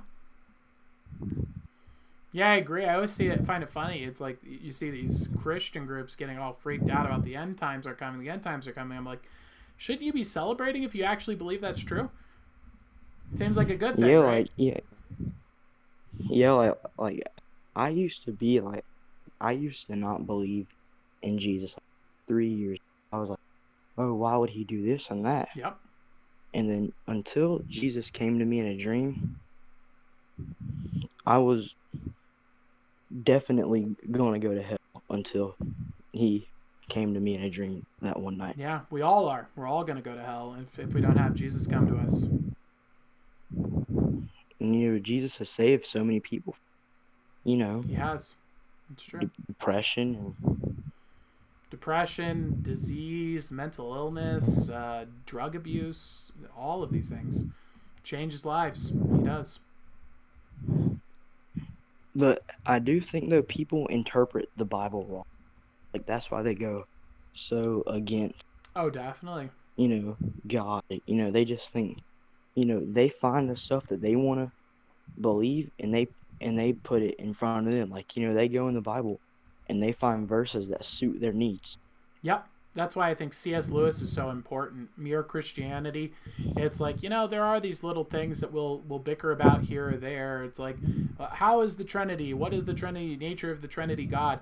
It's like, okay, how about we focus on don't go into debt, don't murder people, don't rape, don't steal. Like those are, I think, a bit. We can all agree on those. So why don't we fixate on the things that are the core truths and these abstract principles that are, just little bickering points here or there, really not that important in the end game. The truth of what we're supposed to do is pretty darn clear in the Bible. He lays it out, how to live a moral life. I mean, he condenses it down into love thy neighbor as thyself and love your God with all your heart, mind, and soul. It's, he condensed the entire book down into 2 words or two commandments. Oh yeah, it's just the Bible has been like rewritten, and like a lot of like the Gospels like have not been found, or like they're not complete. But I mean, you have mostly what you need in your traditional King James Version Bible. Yep. But people still say, oh, the Bible's not complete. And I'm like, yeah, it's not complete because it's missing the Gospels, but you have what you have. I mean, yeah, judge it by its fruits. When you plant the Bible in someone's heart, what does it produce? All of Western civilization, all of the beautiful architecture, societies, morality, flourishing, the single biggest growing economy that's ever existed. It lifted more people out of poverty in the last 100 years than all of humanity and history combined. And so that's what happens when you plant the Bible. What happens when you plant some other ideology like atheism? Well, 50 million people died in 75 years. In Russia alone, 100 million people died in China in 75 years. 6 million people, actually more than that, 12 million people died in Germany in 75 years. So judge it by its fruits. What happens when you plant atheism? It produces death. When you plant Christ, it produces life and abundance. Judge it by its fruits. I just think like atheism is like it's got to be bad for so many people. Mental health, though, it's like think like oh, once my mom, someone died, they be gone. Oh yeah. It's just got to be terrible to think like being an atheist is bad for your mental health. I mean, every day you're living a contradiction to your own beliefs. Every time you wake up and you think truth exists, you've disproved your own belief system. Every time you think something isn't right, you've disproved your belief system. Every time that you think that it's wrong that you got cut off in traffic, you disproved your belief system. Like, that's you're living a contradiction. That's why I think you see such just an abundance of mental unwellness, depression, and high suicide rates in the atheism community. It's because if you actually believe it, it's insane. You're basically intentionally developing a mental disorder. And like I know that like the Joker from The Dark Knight isn't real. Yep. But he was a nihilist, right? Yeah, he's I actually wrote a paper on him. He was basically a militant nihilist. He professes nihilism and wants to enforce nihilism upon other people. And you think that though, that's, I mean, no wonder he was so insane. Yeah. Thinking that life is completely meaningless. Yep, and that's kind of the whole with the nihilism. That's Nietzsche's philosophy, is nihilist, and that's what he was pointing out in the movie. That's what makes his character so profound. Is that line where he says, "I'm not crazy. I'm just ahead of the curve," and that's what a nihilist thinks. A nihilist thinks that they're better, smarter, or superior to other people because they know that everything's meaningless, and they're wrong. You know, I mean, everything has a meaning behind it. I mean, you know. Yeah, well, that's the thing. Nihilism disproves itself too. Literally, the fact that you're conscious disproves nihilism. You exist. So, yeah, you know, you exist right now. You're experiencing something. That's not nothing. Nihilism is nothing. Like God has a plan for your life, and you know, like me and you talking here tonight, like that was God's plan. You know, like He knows your whole life, what's gonna happen. Yeah. I mean, I'm not sure how that all works out. It's not really laid out clearly in the Bible, but I mean, I'm sure that if He wants to know where my direction's going, I'm sure He has complete control over it. It's a very interesting dynamic with God, because like we have Abraham who literally like negotiates with God.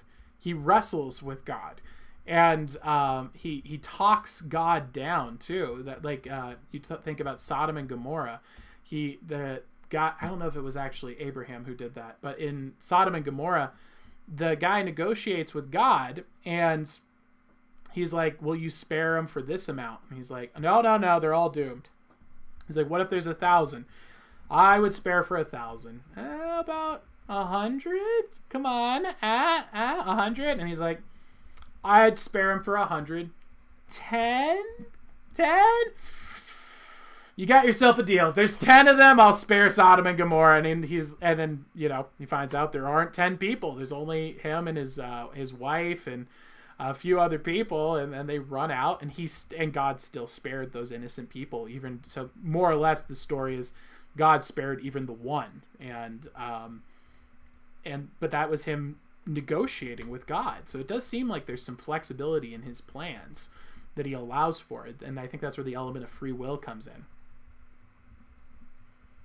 Yeah, you know, God gives us free will, and if people, I mean, I don't really know how to say it like that well, but I mean, yeah, God gives you free will.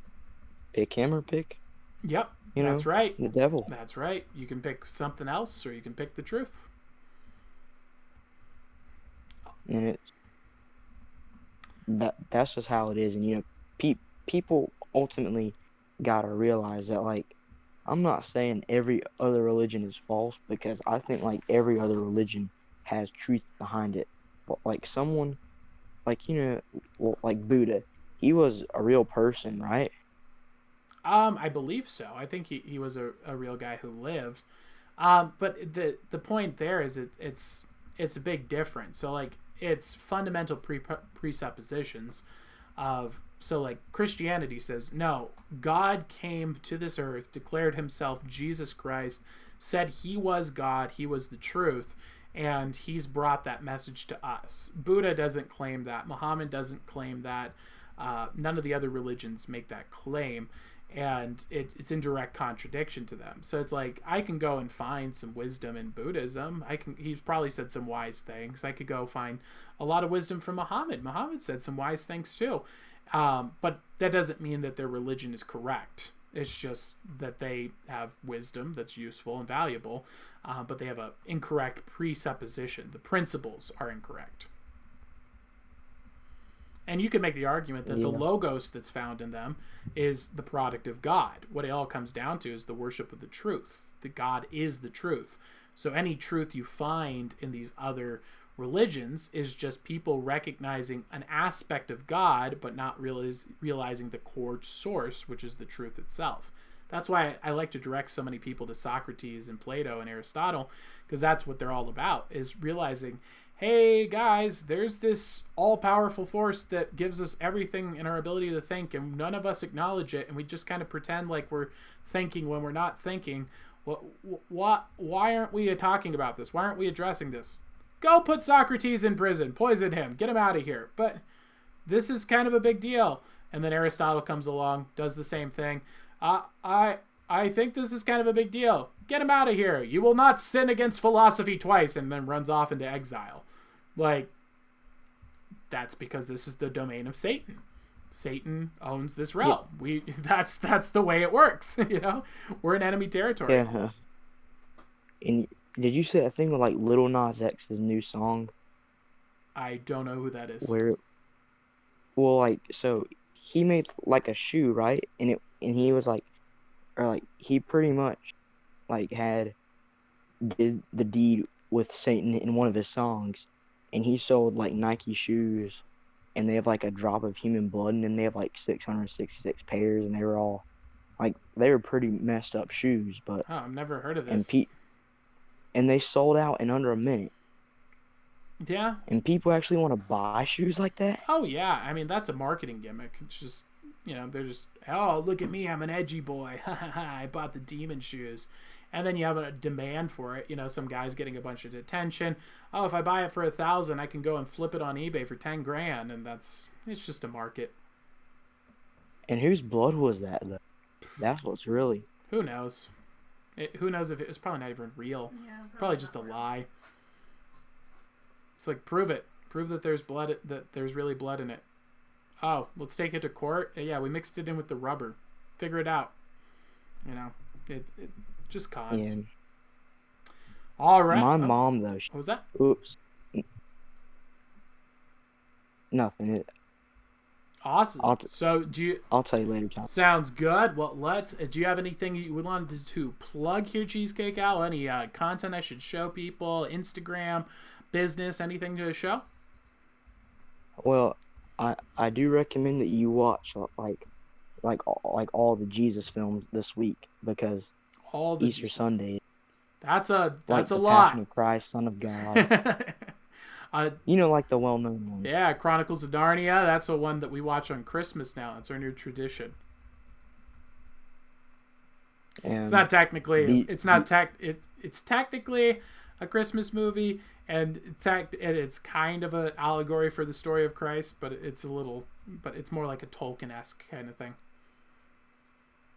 I've never seen the Chronicles of Narnia. You should check it out. The book is much better. I know everyone says that. I have read the books before, but I've never seen the movie. Yeah, the movies seem to be a little bit more, I'd say,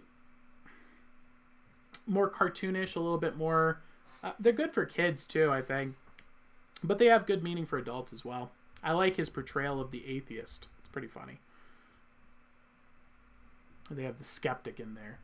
And they portray him very well. I think that C.S. Lewis must have had a really annoying roommate at some point, is my guess.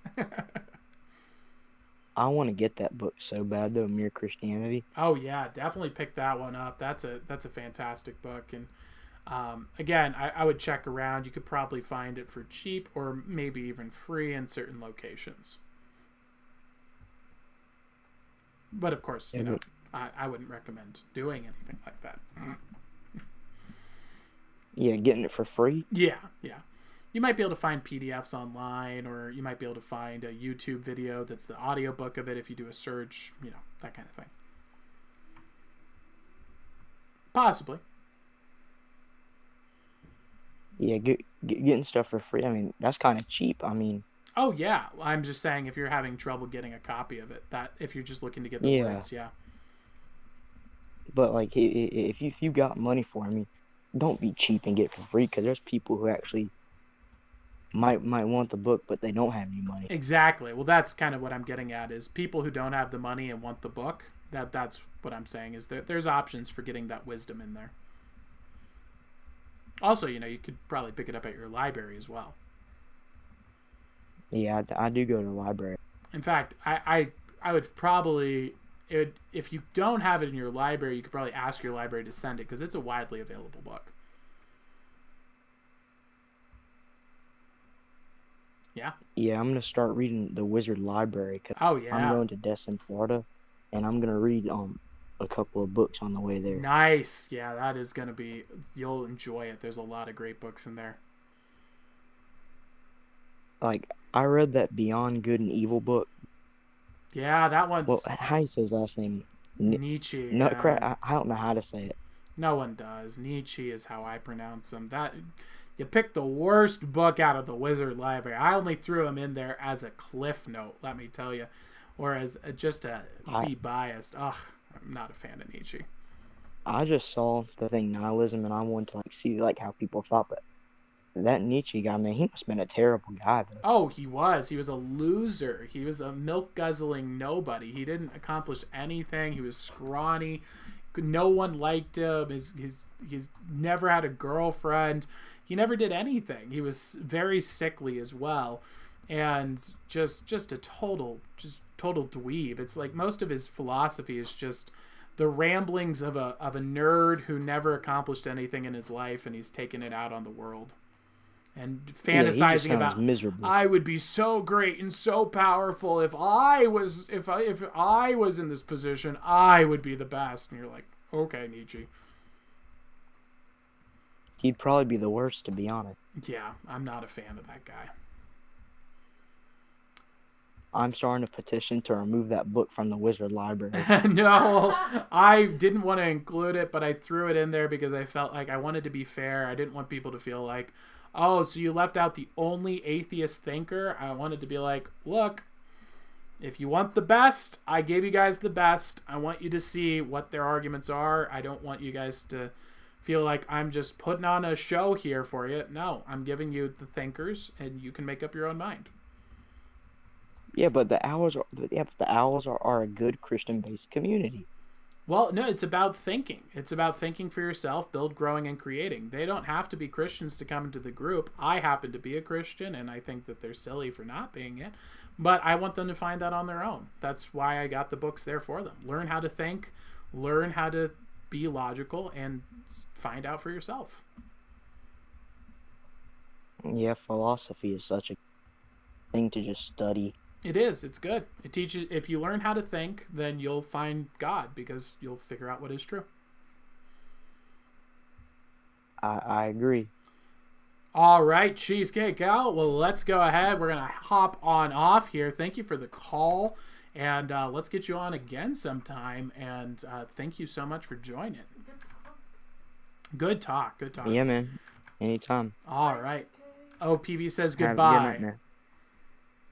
Goodbye, OPBs. We shall meet again, my young apprentice. Ooh. Yes, if I lose the jump challenge, I'll have to show my face tomorrow. Uh-oh. I'm going to beat her. You've already seen Get you some of them. Get you like them shoe pads that like the shoe make your pads feet. to make you jump higher.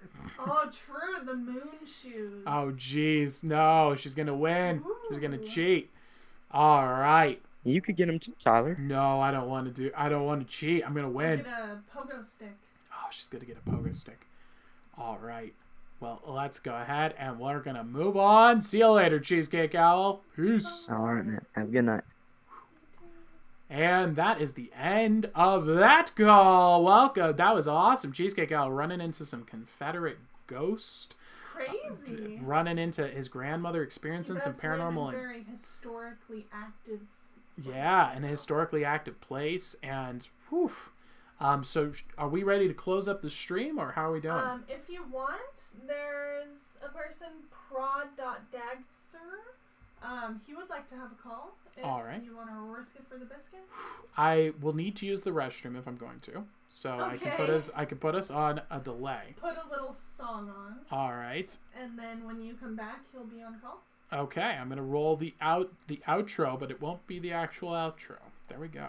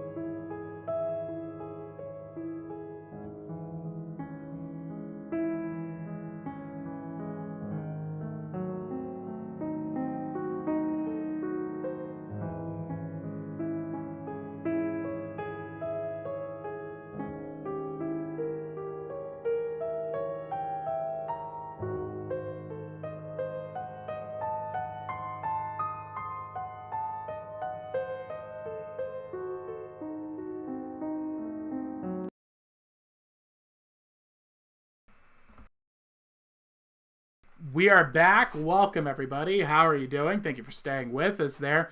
So we got one last call, and then we're going to close up for the night here. Yes. So who do we have coming on? On Discord, his name is Traz. And on... Is he got a spooky YouTube, story it's readings? Prod. He's got a spooky story. All right, let's learn about this spooky story here. I have joined the chat. Welcome, Traz. How's it going? I'm doing pretty good myself. How about you? I'm doing well. Welcome, welcome. So I hear you've got a spooky story. Oh, we're opened up to Ask a Wizard events here, so thank you for the free ad placement. Let's go back to this. All right, so let's hear the story. Okay, so maybe about I would like to say maybe December of 2017. I was spending the night over at my friend's house, and he has a 2-story house, right? Okay. So he has a game room at like the top of his, like the top story. Nice. And, it's just a bunch of like video game systems and blah blah blah. He has couches set up and chairs and everything. It's really nice and everything. You know what I'm saying? That sounds awesome. But we were sleeping there or whatever, and the air conditioning wasn't on. I don't know. Everybody was asleep, and this was maybe around 3 or 4 o'clock in the morning. Everybody was asleep. The air conditioning wasn't on, because it was broken at the time. Mm-hmm.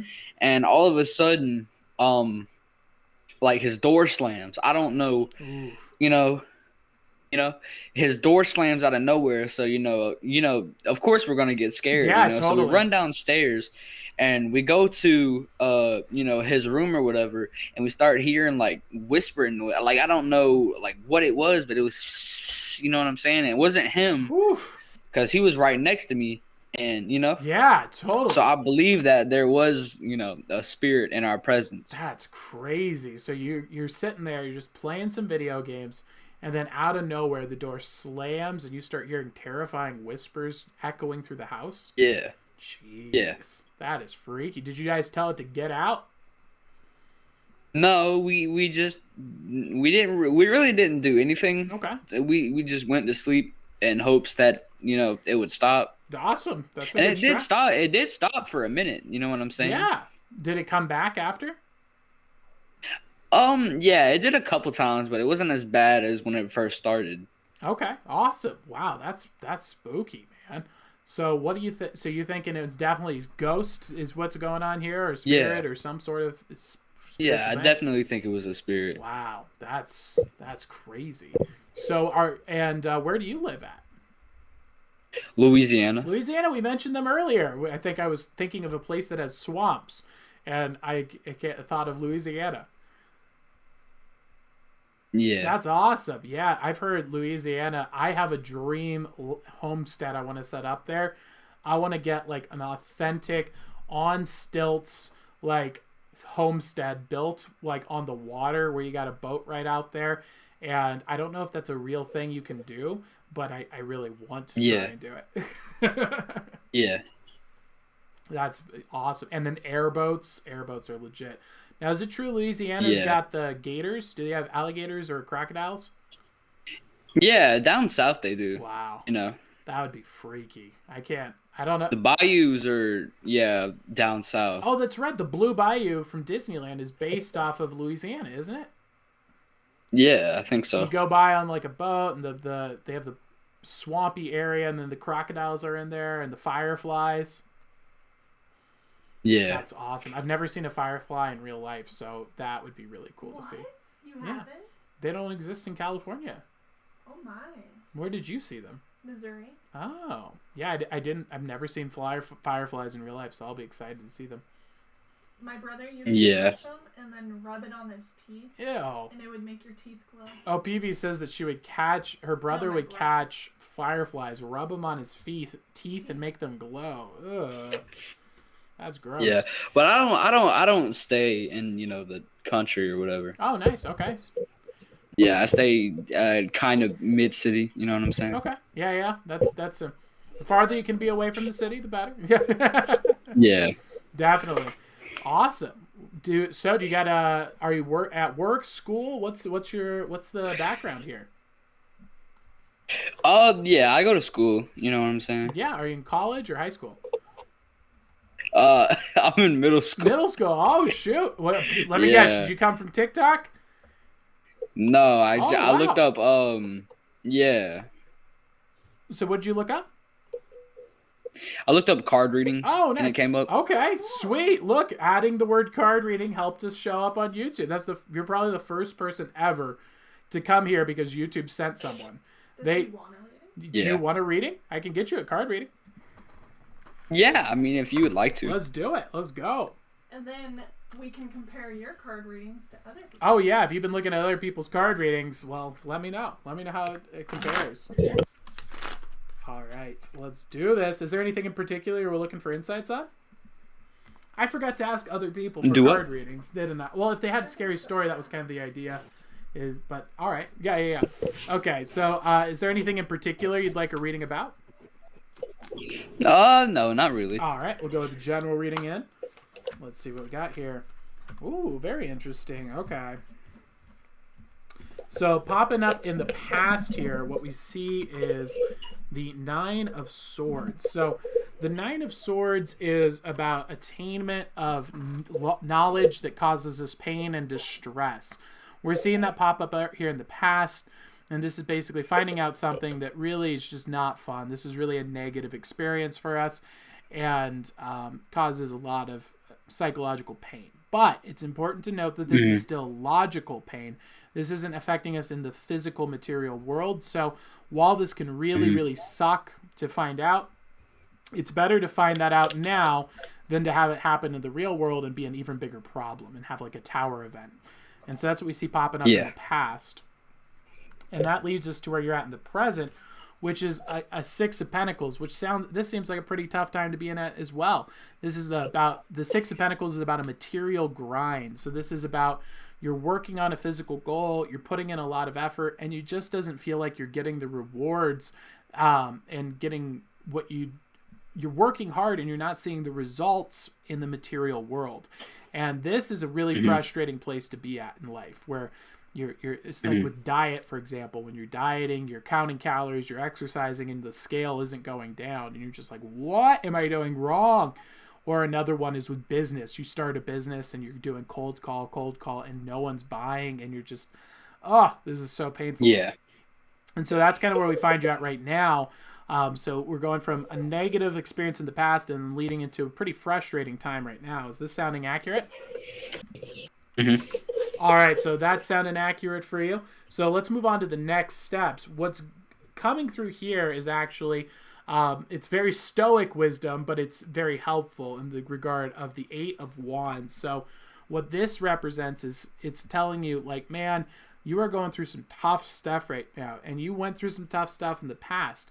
And so the Eight of Wands comes in and says, this is a period of spiritual growth. And it's not the end of that part of your life yet, but you are growing immensely from these experiences. These tough times that you're going through and tough times that you've been through are building you up and making you into a stronger person and preparing you for a transformation into something better than you once were. This is why spiritual journeys can be so long and difficult and hard on people, because to stick to a spiritual journey and to get through to completion with it is very hard to do. And so the Eight of Wands says, hey man, there is a long ways to still go, but let's look to the past. We can see where we were, and now we can see where we're at now. And let's look at how big of a difference there is there. And that is going to help you with motivation to get through to the end of this journey, so you can get out of this Six of Pentacles and get into that Seven of Pentacles state. And so that's what we see popping up there for you. Is that sounding accurate for you? Is that giving you some helpful advice? Yeah. Awesome. Yeah. Is there anything else in there that you want to talk about or get some more insights on or feedback? The past. So going back into the past, so the Nine of Swords is basically saying that you learned painful wisdom. You learned something that was true, but it caused you a lot of emotional distress. So is that sound accurate? Yeah, I lost my grandfather maybe about almost 8 years ago. Yeah, you know what I'm saying? That can be really painful. Yeah, I'm so sorry to hear that. Oh, that's rough. I love my grandmother more than anybody, and so I can imagine losing a grandparent is so painful. Yeah, and now we're going into this next phase where it just feels like we're trying stuff out, and We're not seeing the results, and that probably is a bit annoying too. Yeah. But what's important to note during that time is that while it may not feel, you're not seeing in the material world, you're gaining results. The failures, the mistakes, the not results are how you get to results. So you are doing stuff, you are growing and improving. It's just not materializing in the material world yet. It's like the classic example is an actor. You see, it's a 15 years in the making overnight success. You didn't see the 15 years of them just bombing on stage, getting booed off stage, people throwing tomatoes at them, no one booking their shows. You see them when they're popular and famous. And all of that was built on their ability to grind through the material realm and get to that point of success. Yeah. So I think that in combination with the Eight of Wands, telling you, you can get through this. You've got a ways to go, but you have come very far, and you've got this. Awesome. All right. Well, is there anything else that I can help you with? Anything else I could give you some insights on? No, that's about it. Awesome. Well, thank you for letting me give you a reading. Welcome to the show. If you want to get owlified, let us know. We'll get you owlified. Get an owl nickname. It's free to do. You just come up with a nickname followed by the word owl, and you can join our owl community. Okay. Awesome. All right. Well, thank you for joining today, and thank you for the spooky stories. The video game Ghost. Did you see the Catastrophe Crow N64 one that we did? I think that was yesterday or Friday. Maybe day before. Not sure. Did you see it or not? I know like a scary story that's like involved around video games. If you'd like me to tell it. Sure. Yeah. Go ahead. All right. So basically, there was this dude who went to a garage sale, and this old man was selling a copy of Majora's Mask for the N64. Ooh. Okay. And it didn't have a label on it. It was just written in like black Sharpie, and it said Majora on it, right? So he goes and takes it home, and he puts it into his N64, and apparently the grandkid of the dude who was selling the game, the old man, he drowned. Oof. And his soul haunts the game, and whenever you play the game, it's always glitchy, and they had that's free. And all of the file names, they're saved to Ben, right? And the story's called Ben Drowned, because the kid drowned and his name was Ben, and all the files names were Ben. Wow. Because he haunts the game. That's freaky. Oh my gosh. We're going to have to look into that. Maybe we can find some videos of it on the internet. That's weird. Crazy. Yeah, I'd have to link you some. I can text you some if you'd like. Definitely, yeah. Drop them in the Discord. We could get that up on the queue for probably tomorrow's show. Definitely. Yeah. And hopefully it'll be, let's watch it this time so that we don't get like the one we had today, which was apparently like super crazy psycho stuff. Yeah. Awesome. Well, thank you so much. Thank you for joining. And what was, so we have I have a name in the YouTube chat and then a name in the Discord. Which one do you like to go by? Traz. Traz? All right. Well, thank you very much, Traz, for coming on in, and we'll see you tomorrow and see you in the next show. Thank you for joining. All right. Thank you, Wizard. No problem. Talk to you later, Traz. Peace. You too. All right. Wow. Spooky ghost stuff going on. Gamer Ghost, apparently, coming into the game room, slamming some doors, giving some whispers. That's some freaky stuff right there. I can't imagine. I like that. I liked it that Traz was brave enough. He's just like, you know what? I'm just going to sleep this off. What's the worst that could happen? Yeah, no problem. I mean, what's the ghost going to do? Wait me out? Nah, he's not going to sit around for 8 hours. I'm sure he's going to move on. Ghost just said, pss, pss, it's quiet. Yeah, why is he afraid of a ghost? He could just punch through it. What's the ghost going to do? You just go right through ghosts. They can't hit you. At least the ghost was using an inside voice. Exactly. Definitely. Woo! Well, are we ready to wrap up the stream? I think so. All right. Well, thank you guys for tuning in once again. Thank you so much. My stomach hurts really bad. I don't know what's going on there. But what a great way for us to start our diet challenge. I just won't eat anything until my stomach stops hurting. Thank you guys so much for tuning in. Thank you for joining the stream. Same place, same time, every day, 6 p.m. Pacific Coast time, Monday through Friday.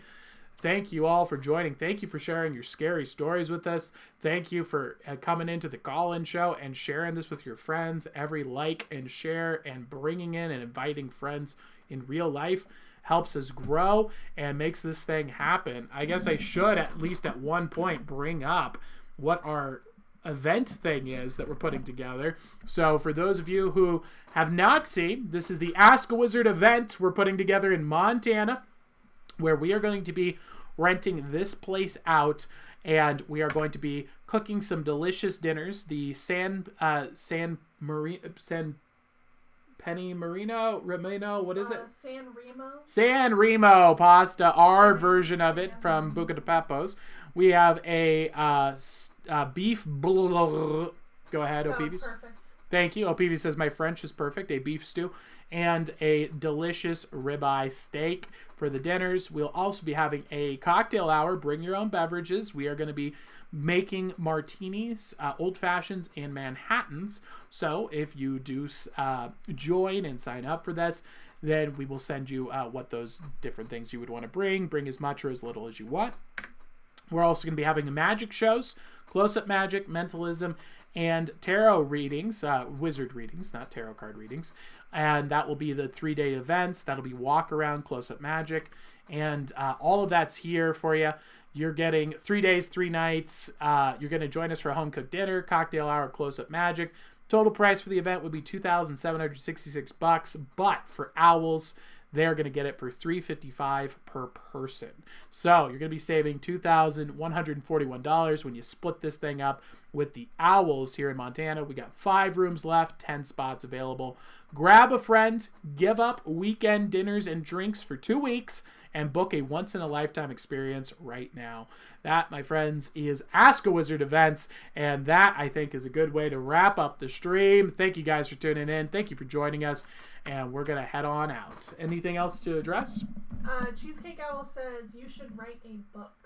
I have considered it, but man, that is a lot of effort. It is. That's a lot of effort.